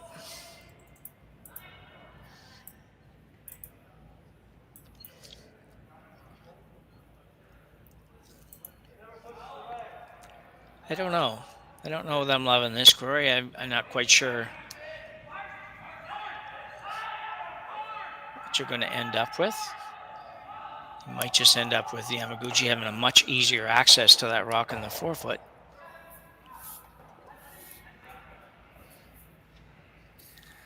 Yeah, this is a tough one. Something's got to move because that yellow-red is very available. So, yeah, the top one. That's what I was thinking. Jeez, it's once again though. It keeps that red on the wing in play. If you can remove this yellow and keep your shooter in play, you'll have three reds in the rings, one lonely yellow. Yeah, I agree. I just think you're going to open up the yellow-red combination, which is very short and very simple. But we'll see. Swanston. Guy's trying to make this one curl. Ooh, got to go a long way. Got to go a long way. Needs to hit the top one. Okay. Splits up the yellows. It's not a great result.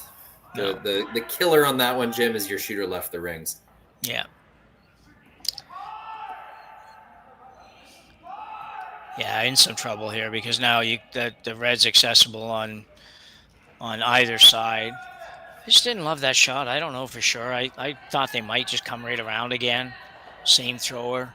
I know you leave the yellow. There's a possibility of them doing something with the yellow, but I don't know. I just didn't see how that was. Even if he made the top one, just the top one and rolled over, and I think it was going to leave that red pretty available.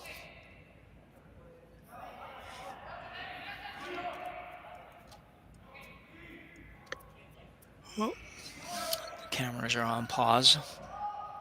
Yeah, it happens every now and then. Oh, we still got one. I do.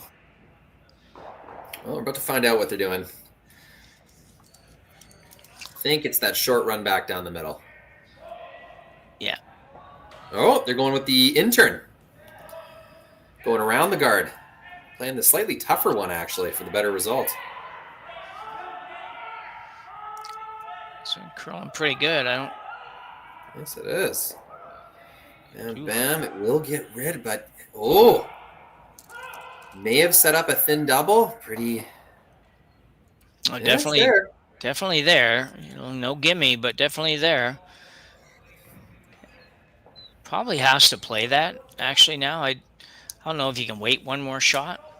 Give this a go, and if you don't make it, make sure you're a little at least thick and maybe hang around there somewhere and still have a whack at it on the next shot. That might be hard to do because this is a relatively thin double. Could be perfect, though, if you make it, and you're probably at a point where you just need to make something perfect. The only other shot that it would be there that I think would be that out turn, come around and give up on bringing the red one into play on the wings there. Come right around and either remove the yellow or sit on the yellow. Hope to get a shot at it the next shot, but he is going to go with the double. Probably the the better call right now, I think. Some may disagree, and that's fine. Yeah, I mean, I guess you could freeze on the top yellow, and then you have two ways of getting at it and getting your two. Yeah. And if you get a miss at Yanagisawa, you can play the double on your next one, perhaps for 3. This is your safest way to 2 points, though. Looks like they had something cooking this end, but that's the problem with needing that multi-point score. You're one miss away from your whole plan kind of getting thrown out the window. Yeah. So this might be close because he's got the hole sweeper going on it. Whoa, curling a lot. As thin as possible, he got that. I'll tell you, right? Yeah, I know. See the reaction. Yeah, came about as close to the 2 guards as you want to come, and then just about didn't even touch the other rock, but he did manage to make it.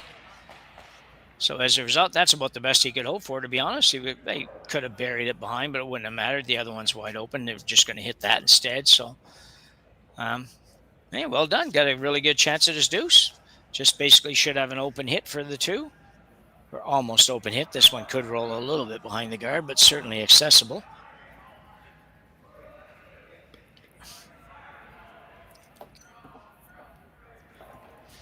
I did look up the word gettable back a while ago and a couple of bond spills ago because I found I used that word a lot and I didn't know if it was a word, but I looked it up and sure enough, sounds real. It is real. Yeah. It means exactly what we wanted it to mean. I thought maybe we might be using it, but it didn't mean that. But anyway, so open hit and stay here for Team Yamaguchi. Gizawa, just trying to hit it with that same weight he's been throwing all day long. Going to try to make a little bit of a roll. Going to roll a little too far, I think. Not called 100%, but probably did the job. It would have been, if he had stayed directly behind, though, it could have made for a little more difficulty on his last shot. Yeah, sitting right behind those to throw a hack weight and stick across the center line, that would have been a difficult shot for sure. But yeah, those little hit and rolls, they're tough to make. And they are, yeah. Yamaguchi one up with hammer going to 7. I think they're happy with that. Yep.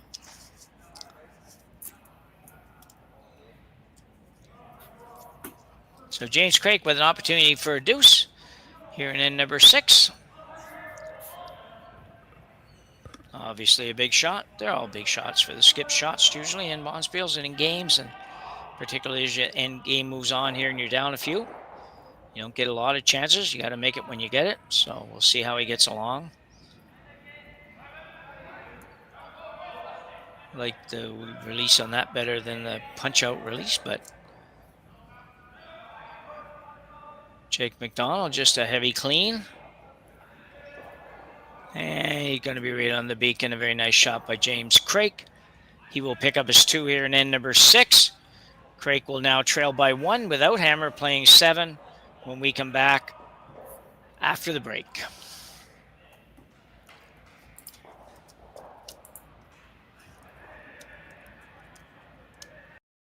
Developed over a decade in collaboration with the finest ice makers this side of the Atlantic, the Pebblehead PB5 is nothing short of a triumph of sophistication and craftsmanship.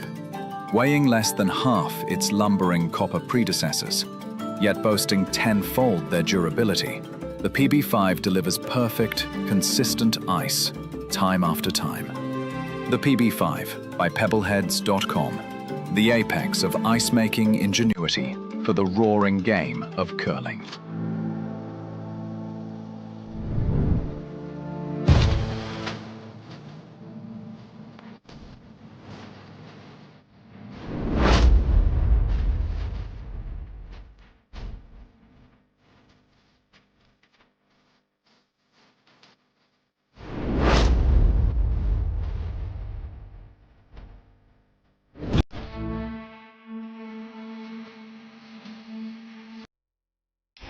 The 2025-2026 Grand Slam of Curling schedule is out, with big events happening all over Canada, like the Masters heading to London in September, the Tour Challenge from Nisku this October, the Canadian Open from Saskatoon in December, for Players Championship from Steinbach coming in January.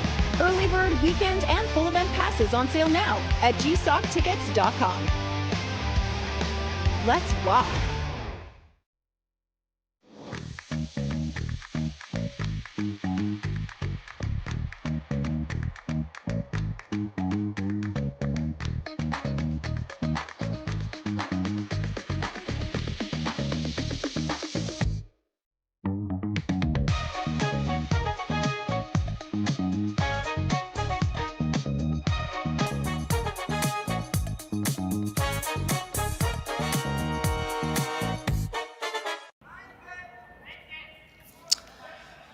So 2 ends to go here.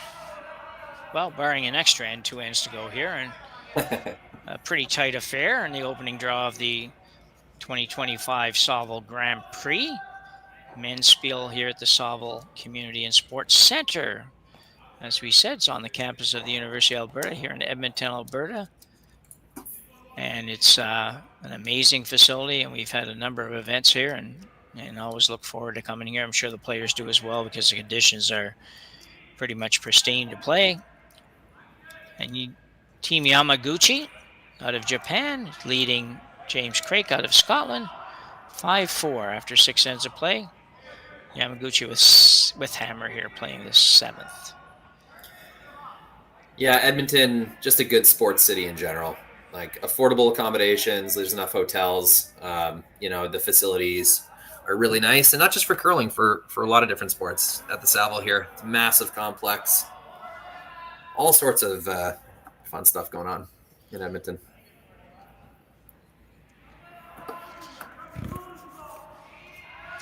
We were in Leduc a few years ago for the CISs, the University of Curling, and that's a pretty amazing facility as well.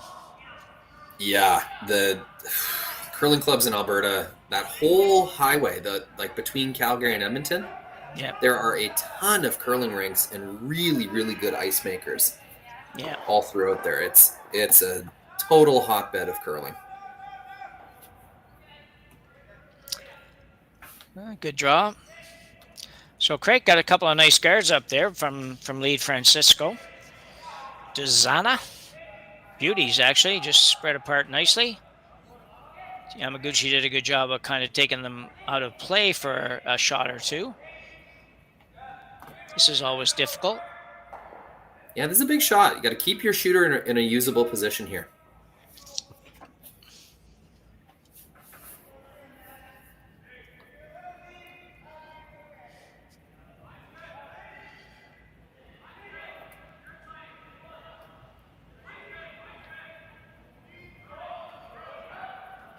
Jake McDonald.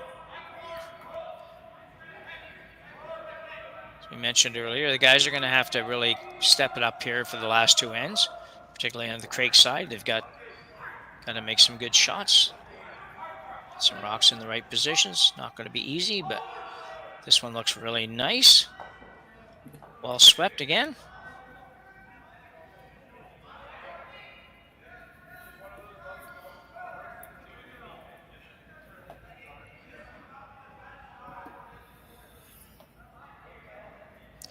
So Yamaguchi now going to run that front one back, and it's always interesting. You usually put these guards up there, and the guys just wait for a chance to get rid of them. And that's one down, and now Craig still needs to figure out how the heck he's going to get to where he needs to be. It's a bit daunting when you look at it sometimes. You say, well, we're going to throw a guard up here. This is where for club curlers, or curlers that are not maybe, that are a long way below this level, but that know enough, but they don't always know a ton. And, you're looking at that if you're Yamaguchi and you've got 2 rocks in there, and their thoughts automatically say, let's just guard. Doesn't matter if they throw a guard, let's us throw a guard or whatever.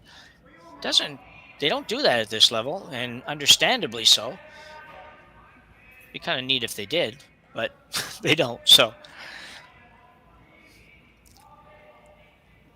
And that one's going to work out okay.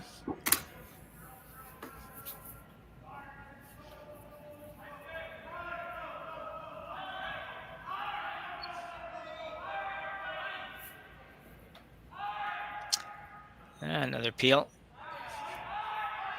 Really, he doesn't need to do anything spectacular here. Just keep making that single peel.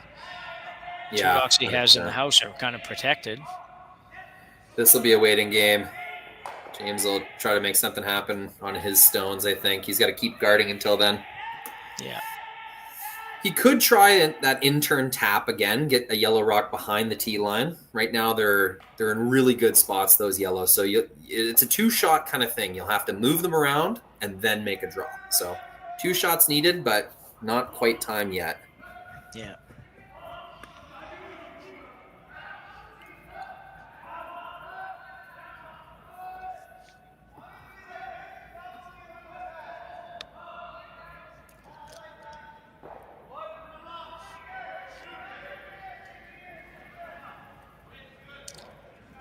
So guard going up once again.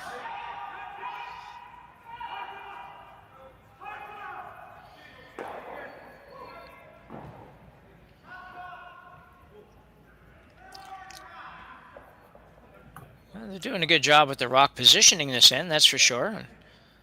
Fortunately, they're in a bit of a difficult situation, but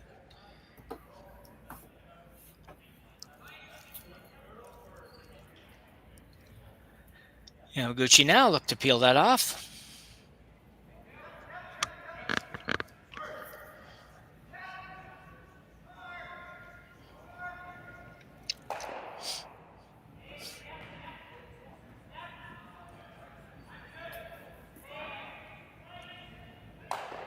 I tried to make that one interesting. Yeah. We're just trading guards and peels. That's kind of trademark late game sort of thing. Both teams locked into their stance. One up with hammer, one down without. Both teams know exactly what they're after. Yeah, James deciding pretty much that he just hasn't got the luxury of throwing any more guards here right now, and I would agree with that.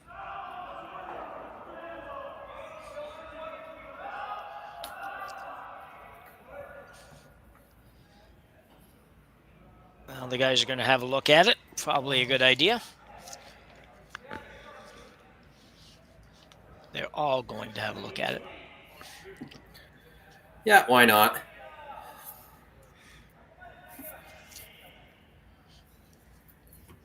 Respect for these teams. This has been a fairly fast game, a good pace, normal tour standards at this point. It's kind of 2.5 hours, so we're ahead of that pace. Yeah, and we've been pretty critical this year on the teams for being so slow. So only fair that we switch it up now when they deserve it. Credit where credit's due. Yeah, I have not been shy about shredding these teams for taking unnecessarily long amounts of time to play an 8-end curling game. The standard has slipped, and I don't know what's going to get it back, but it is a problem. If I'm James Craik, I think I'm making that in-turn tap right now. You can't leave it all for your 2 stones. Those 2 yellows need to move. They have to. So whether it's punching the top one out on the other side of the center line so you have like an inside roll, or whether it's just tapping them both back a little bit so there's something on the back of the button to draw to. I think it's got to happen right now. I know Yamaguchi's going to have a blast attempt, but the idea is at the end of that, there's something to draw to. Yeah, I'm with you 100% on that, Rory. I think it's, and I like the idea of that back yellow. The yellow that's on the button, if I can get that just to the back of the forefoot, I'd be happy with that. And my red one would maybe sit on the yellow. That would be good enough for now, but you need that for sure. Can't throw it much harder, so you can't really move everything around, but you can at least get that much done. Fraser Swanston.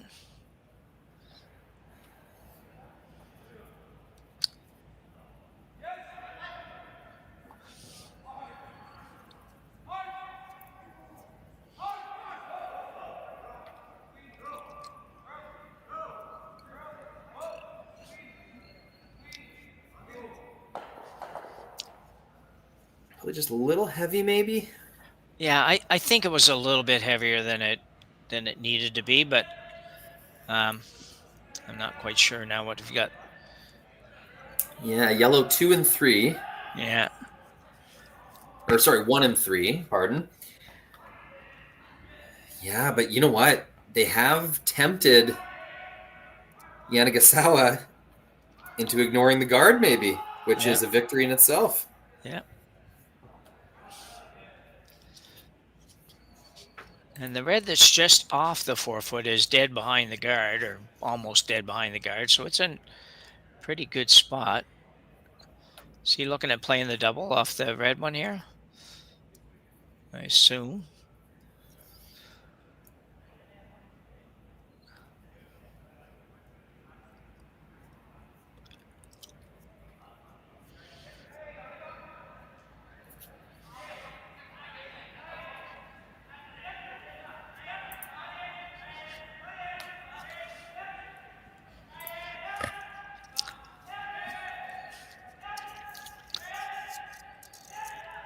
So he could make this very, very tough on Craik by making this shot. But there is also the potential to have not good things happen on this shot. So For sure. There's just so many rocks left in the end. I feel like the center guard is their number one enemy. Gets one, just barely taps the second, and that was the risk. Yeah. So now Team Craik is just loving life. They've somehow convinced Yamaguchi to stop peeling.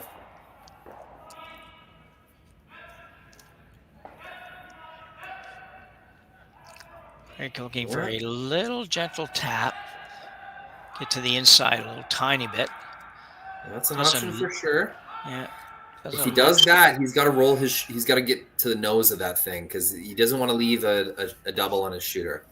No, and that doesn't look very easy, but I'm sure that the way they snap in, especially in James's shots in this game, it will hook in there pretty good. If you can just get to, like you say, that 7/8 mark on the inside, he'd tap it back and kind of guard it by overlapping the yellow as well. So playing some kind of a tap here, and we'll see where it ends up.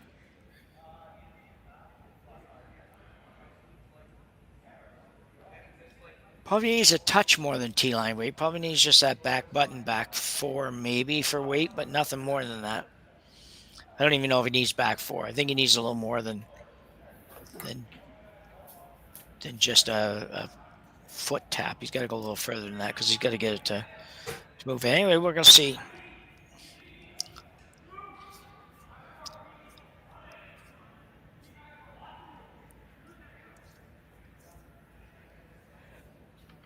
And we will find out shortly if leaving that guard comes back to haunt him a little bit here, which it may well.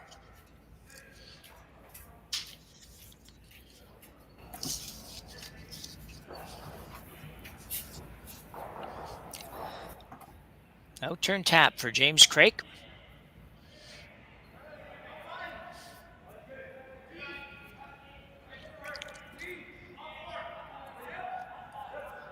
I don't think he's heavy.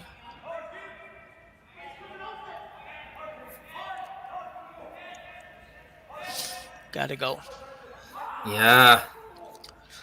Definitely Definitely have to be shot at the end of this. Yeah. And do they just get it there? Not quite. Man, that was almost perfect. If he has just one more foot of weight or so, or maybe even a little less than that, and still stays where the line is that he has, that could have been a great shot.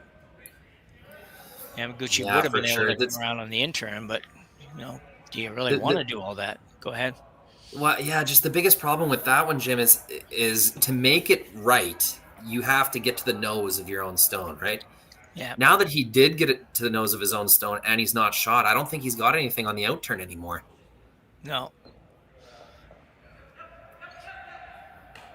Like maybe if he could tap half of the top one and maybe that pushes the back red into shot stone. It's just not nearly as ideal. That was the shot to make. That was the shot the whole end was building towards for sure. Yeah, I think Rory, I think you could get to basically the same spot he just threw it in, because he only has to move the red one, probably 2 inches or something. to be shot rock, so he might be able to get there and just kind of leave the shooter. But mind you, this is all assuming that Yamaguchi just doesn't even throw it. But if he doesn't, let's assume he threw it and didn't hit anything, then you could come down, tap that up, I think, and probably potentially half guard it or whatever. And I also don't know what these guys are playing right now. I don't think they can afford to guard here. I just don't really know that I get that. I don't know what this call is. We'll find out. Looks like a tap on their own. Yeah, that's would have been my guess by the way that everything was, but I just not seeing that. Oh, here it comes. It definitely not a guard.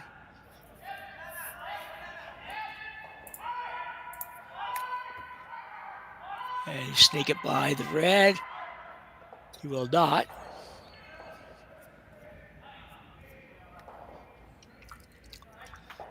I don't know. I think Craik still has a chance to go tap, and actually he might be able to go tap and be out of the line of the yellows if he doesn't tap it too far.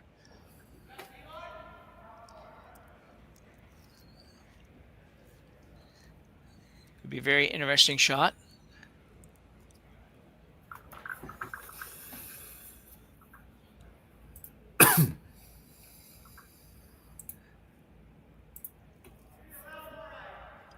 Not sure what James is looking at there. Yeah, kind of locked in now. That yellow goes backwards no matter how you hit it. But I think you got to leave that open for him. I think you still got to tap and get shot rock here. Yeah. Force is looking pretty good right now, though, is the good news. Yeah, so the challenge becomes how hard do you go for get the one? Do you say, well, we have a great situation here to maybe steal one, tie this up? The Force is looking a lot better, hey? Yeah, exactly. Or do we play this maybe to steal one, but if it doesn't go right, the game might be over. It's a bit of a tough call. And the other question is, would you rather be down 2 with or 1 or even tied without? So I'm not sure which one you prefer there either. So probably down 2 with, probably in most cases, but. Yeah, you get better chances tied without, like analytics would say. Yep. Okay. Yeah, but it's a preference thing for sure. Yeah. With the no tick rule, I really like tied without. You just set up a steal. That's pretty straightforward. Yeah.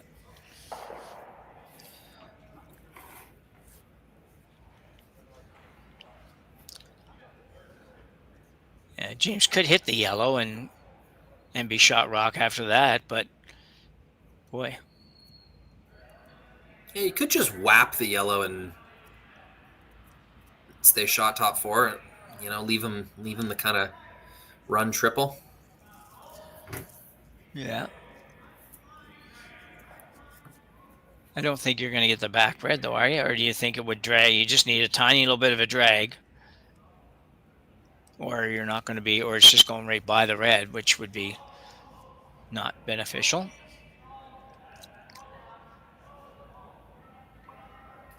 Yeah, I suppose you'd be shot rock, I guess. Maybe it is beneficial. Anyway, we'll see what he's going to do here. Not throwing it real hard. See where he leaves his shooter. Yeah, that's you going to can see him signal that he wanted to punch the yellow to the back 8. Do they want the shooter right on top, or do they want to roll it off? Yeah. Well, they're okay with rolling it off, looks like. 1, 2, and that is a pretty good scenario, I would say. Pretty tough to score 2, and not that easy to score 1 either. Yeah. Yeah, I think that was a good effort for sure.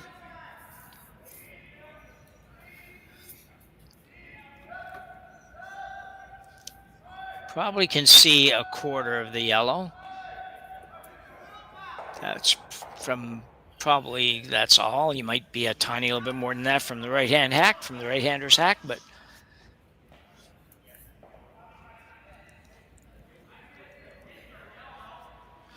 these guys are looking at, do we run the red guard back into there because we can hit it almost anywhere and probably have the yellow go. I've been kind of trying to draw that one out in my mind, Jim. So I think the problem is the back red jams on at least one of those back yellows, doesn't it? I don't know that it's going to hit the back red hard enough. It looks to me like it's not going to make that much contact with the back red. I think you'd leave. That's the one that's going to score your point. Geez, if he could see any more of his own yellow, there would be like a board weight. Yeah. Like for 2. Yep.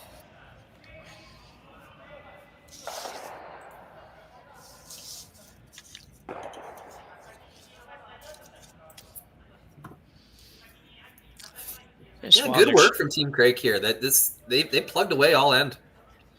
Yeah, I agree. Yeah. Keeping things alive, and yeah, a lot of made shots to send.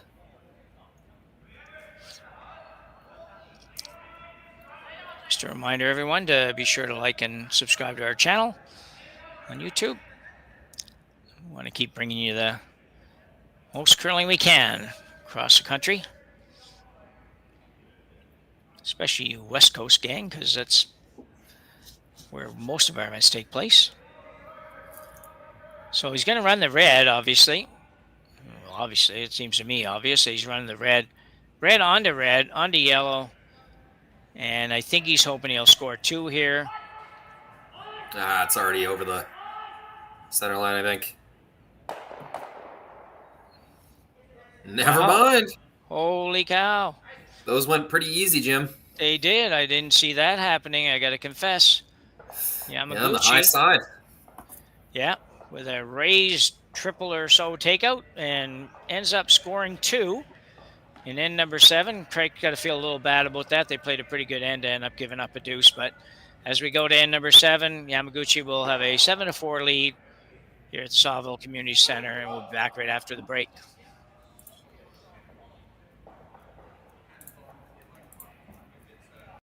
Developed over a decade in collaboration with the finest ice makers this side of the Atlantic, the Pebblehead PB5 is nothing short of a triumph of sophistication and craftsmanship.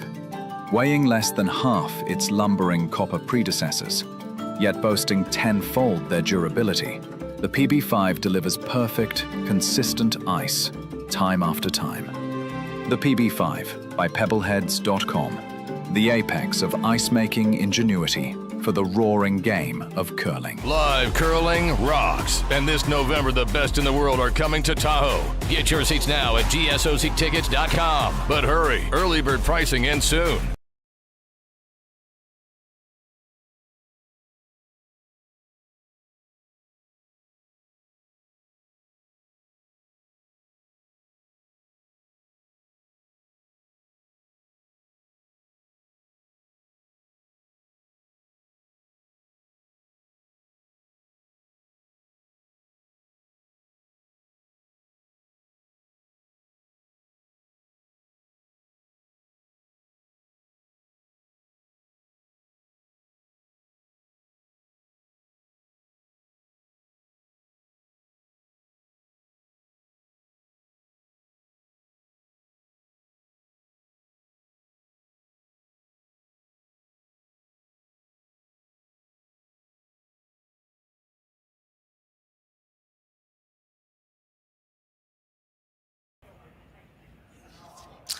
So back for the 8th and potentially final end here in our game between Yamaguchi and Craik, and a great shot there in the 7th that we haven't quite figured out yet, Roy. We weren't really expecting the rocks to fly the way they flew there. Yeah, I hit the high side of it, which I was tempted into thinking would just transfer most of the momentum into the yellow, but it kind of spun that red enough that it clicked the next one, and everything left the rings. Yeah. So Team Craik has improved quite a bit over the course of this game. The last 2 ends have been really good for Team Craik. They didn't really get the reward in 7 there, didn't get their force, but I expect a good fight from them here in the 8th end. In the 6th, they worked pretty hard to create a deuce. They almost had a 3 cooking as well, so I think this will be an exciting finish here. Yeah, 3's definitely never out of the picture if you can just get those first couple set up in the right place. You can give yourself a chance. That's all you can ask for. Hardest thing about that and would be just kind of getting over the fact you gave up 2 when I'm sure he felt like we're in really good shape here to just give up a single or score one of those, and then it turns right around. But you get past that part, you got an opportunity.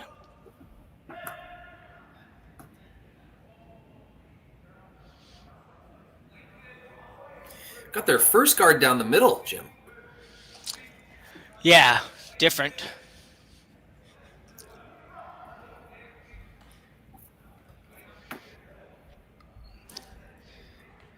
See the guards moving around a lot more than we used to. I remember when we used to play, if you were trying to steal one the last end, every single guard you threw was exactly the same. Just threw them all right on the center line and hope somehow that was going to work. And back in the day, it probably worked a little bit better because there was different things happening. Well, they're calling timeout. They're just trying to get the coach to agree with this. They finally got him going, and Yamaguchi's going to take a little time out here just to make sure we're all on the same page how to defend this. I believe that's Bob Ursel coming out. I was thinking that when I saw him behind the glass, but I don't, I don't know Bob personally, but I've seen him enough to think that that's who it was. A lot of trips to Japan under Bob's belt. Yeah, I bet. Probably not a bad gig if you can get it, and you like to fly a long ways. Yeah, those guys don't seem to give that one up very easy. Once they start working in Japan, it's they fall in love with it pretty quick. Yeah.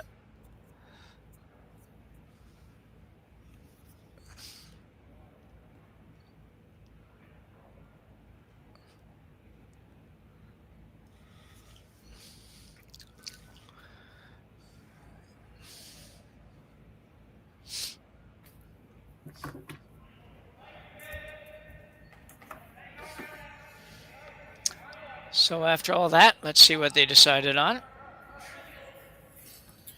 They're going to try to punch this guard.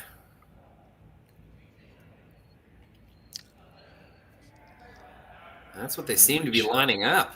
Little corner guard tick.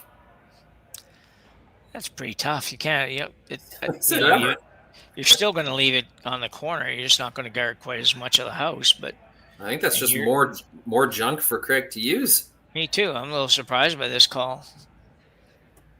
I would have been less surprised if he had just said, let's just throw it on top of the yellows again and give them one more rock to figure out how to get rid of.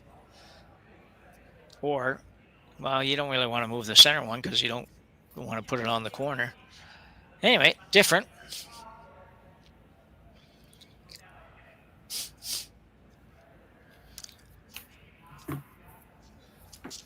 I look at this as a practice shot for down the road somewhere. I don't know. Practice a big shot because I don't really get it. Well, I mean, 5 rock rule, this 5th stone, the team without hammer, it's tough to know where to put it. Yeah. And I think this is asking a little too much.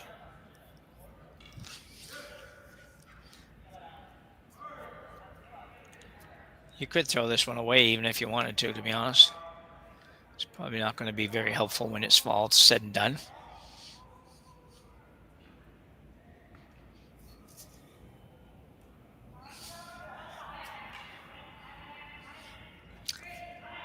So we can't hit very much of this. And that's probably going to be too much. And it is. Yep. So the equivalent of throwing it away. Yeah. And I guess that's the thinking, Jim, is if you miss it, at least it's as if nothing happened. So throw it hard enough that you're going to almost guarantee, even if you make contact with too much of the rock, it's going to go out of play. Yeah. Yeah. Only thing it does is hurt your percentages. And takes 2 minutes of everybody's life away. Yeah. Yeah. Just sit here and wait for that all to go down. Yeah.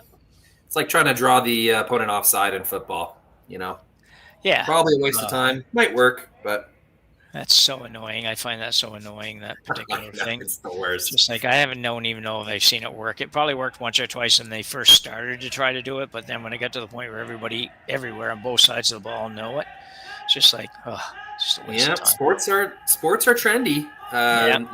People see something work and all of a sudden it takes hold and now everyone's doing it. You see that across every sport. Yeah. So Team Craik now with a couple of guards to work with, down 3, a couple of yellow stones, which are a problem, but not enough of a problem to deal with it right now because you don't have that luxury. Playing a freeze in here for Jake McDonald. Might overcurl. It did, unfortunately. Got to where it's actually removable if they choose to do that. I would think there's a possibility of, it looks like he might run that front one, and he will.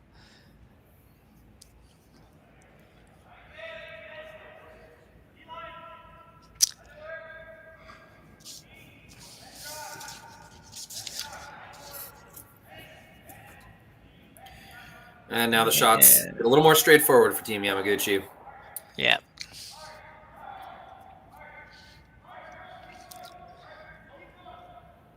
Well, it'll be interesting. James Craik might throw another guard up here.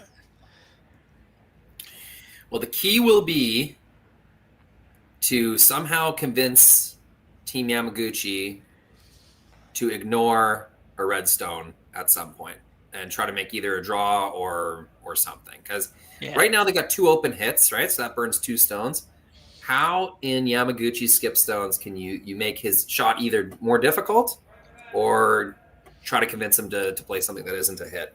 That's what James Craik is trying to figure out right now. And so, he's going to play a little unorthodox. He's going to try to, this looks like a call to guard the yellows.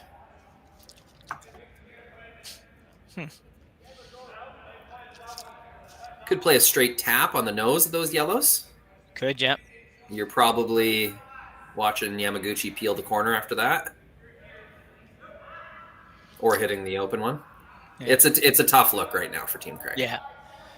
Not exactly sure what they ended up with here. I think if I was throwing a guard, I'd be guarding the red just because if I guard the yellows, he peels the guard, he slashes in towards mine, and the other one's gone too. So, I don't know.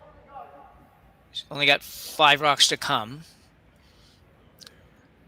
Or is they're still maybe not 100% sure what they're doing or just not 100% convinced that's the right thing to do yet, but they're getting there. Throwing a guard. Guard on something. Looks more like a guard on the yellows than the red, but yeah, I think that's smart.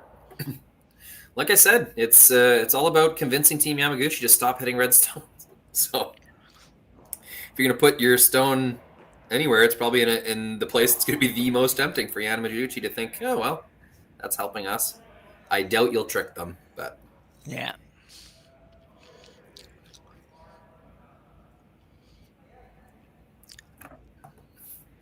Well, he's going to have what he wants when it's done if it doesn't go too deep. It curls a lot at the end when they put that big spin on, and then it just kind of comes up. But it's actually not the worst spot, Jim. Like, I know it's a miss, but yeah. There's no double, and as of right now, you can't remove that one on the top 12, and hitting that outside red has a touch of risk. Yeah, I think you're just running the top red into the other red, aren't you? Yep. Yeah. I think I'd be hitting the open one regardless. Let myself roll out a little bit. The open one, the one in the 8 foot? Yeah, I think so. Yeah. Geez, it's not that open though, Roy. You're right. Just edge on edge. You are correct. And ticking that top red would be a total disaster. So they're going with your call, Jim. 10 cents in the bank for you. Oh, jeez. Feeling good. Friday.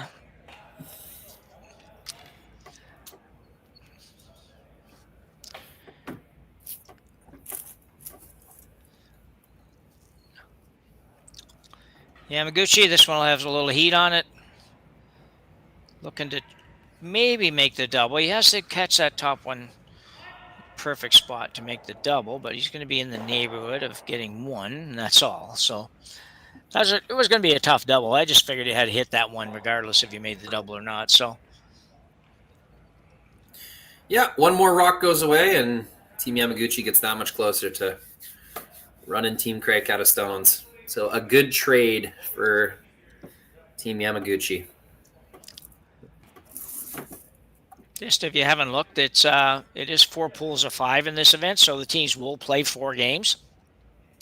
So certainly not out of it by losing your first game. If it happens that Craik does lose this game, then he's a long ways from being out of it, but it's always better to win than to lose in these kinds of things. So going around the corner now.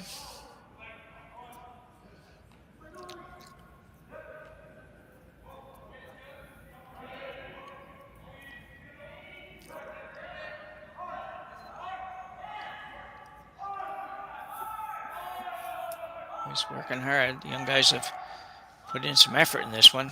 Not going to get there, I don't think, is he? That's not an acceptable miss at this point in the game. No. So that one surprised them. They the sweepers were not that panicked about it until about 2/3 of the way down. And sometimes those wings, teams are playing less and less to the wing these days. And it's the 8th end. It's hard to imagine that there would be any fresh ice, but I can't remember really any play over there so far this game. Could have been a rock. Could have been just the ice sort of getting a little, fudgy. It could have been a million things, but it tricked Team Craik anyway.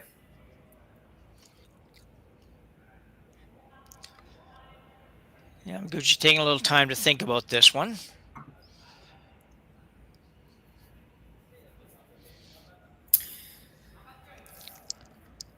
Yeah, where you roll this is important. Yeah, because even though you might not think it at the time, there are ways that you might hit this, and you hit it a little bit on the center line side or something, and one of the yellows goes over partially behind the corner, and then the guy comes down, sits on it, and it becomes difficult to remove. So you do have to think some of that stuff out without just totally messing yourself up. Yeah, the way the yellows are right now is really good for Yamaguchi. They can send that back any direction they want. They don't really want to change that. Yeah, see, I don't think that's a good thing unless they all still drag. Yeah. Yeah. What you're looking at is if red were to start just drawing behind your pile of yellows, how many shots would it take you to get at that red? And if the answer is more than 2, it's not a good thing. Yeah. Well, the first draw would have to be way back.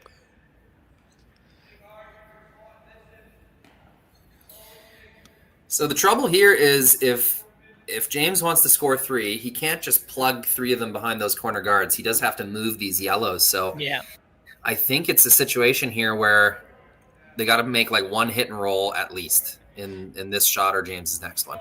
Yeah, even though it sounds counterproductive to what you're trying to do, I think I agree with you because and the other part, you could come around the corner. You're right. You can't just pile 3 of them around there and say, well, that's good enough. You're probably not even counting 1, never mind 3. And even if you said, well, let's come around the center ones, we go way back to the back of the 8-foot, then you go back to the back of the 8-foot, and assuming somehow or other he doesn't hit any of them, I think you run out of room for the third rock. So, I'm not sure that he didn't have to move them either, and it would have had to be on that shot, obviously. But anyway, let's see. This looks like it could be a good one. Yeah, this is the one free draw I think you could take if you so wanted to. Really nice sweep and nice throw. That's it's a great draw.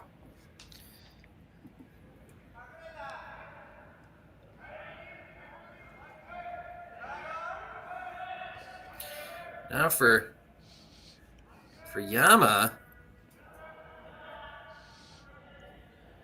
I don't think you go anywhere near that, do you? Well, you can't. You're not gonna be able to peel guards and have an open hit that way. So I think I'd forgive him for sort of giving up on these. Yeah, I don't even really know what this does for you. No. I know it seems a little crazy, but would you ever just draw 8-foot like open wing, like just put another one in there that James will have to remove eventually? Yeah, I'm not against that. I think that you're going to peel this, and then I guess the thinking is that if he comes around, maybe the same shot, then maybe a little shorter run back on the red. But holy cow, I don't see you ever going there. James has to start getting rid of these yellows eventually. I think he's got to start on his first one here. Yeah, I think this was more of a we don't really know what to do kind of call. Yeah. Yeah. All we know is so often people say, well, you can't hurt yourself with it, so let's just do it. Yeah. Yeah, I doubt they'll end up attacking that redstone on the wing regardless. So. I think that what they just said there is a shot they have to make here. I think that you're going to have to. It's either that or maybe, Rory, you might come all the way around the yellows and get back to where I don't know exactly. You get back to almost where Buddy's broom is there and then say, okay, well, now we've got one behind there that you can't get. We've got one behind the corner that's hard to get. And if you do something really crazy, we might be able to blast the yellows and get rid of them all. Yeah, and that's the key question, Jim. Can you get rid of those yellows without it jamming on your red on the wing? I think the answer is no. And you can see James kind of signaling with his broom. That middle yellow appears to be squirting right into that red on the side of it. Maybe it goes over top, and maybe you run that risk. But so you hit the top yellow, roll behind the corner, but don't hit it with overboard weight, so that when the middle yellow does hit and roll towards your red, it doesn't go all the way over and take it out. So you end up with, what would you end up with? Number, 3, 4, or 4, 5 or something behind the corner, and then have to figure out how to make a triple or quad or something on the next shot. So, yeah. Well, now Yamaguchi's called, I'm understanding it a little bit more because, Craik, his shooter is going to end up behind that corner guard. And now it's like a 5-foot run back instead of being unattainable. So yeah, makes a bit of sense, I suppose. Yeah.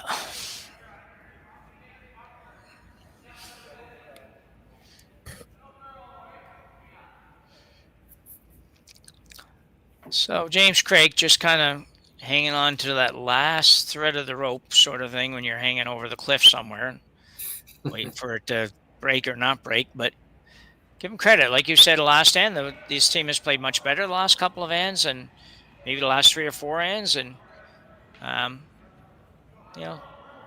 it might have a chance to make Yamaguchi at least have to throw this next one and with a little bit of risk.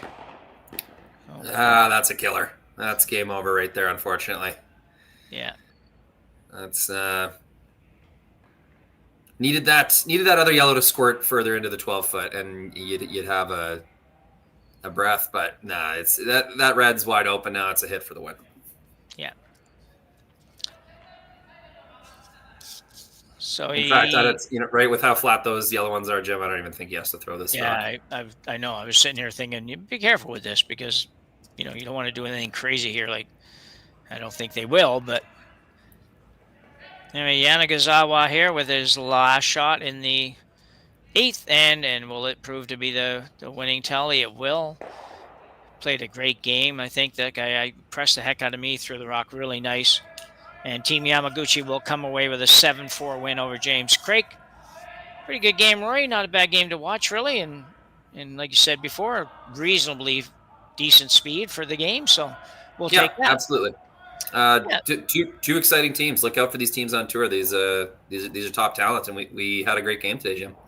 Yeah, for sure. I totally enjoyed it. Enjoyed doing it with you, Rory, again. And we'll be back a little bit later on. So for Curling Stadium, for Jim Nix, Rory McCusker, thank you all for taking this one in, and we will be back in a couple of hours with the next draw in the 2025 Saville Grand Prix here in Edmonton, Alberta. Bye for now. Live curling rocks, and this November the best in the world are coming to Tahoe. Get your seats now at gsoctickets.com. But hurry, early bird pricing ends soon.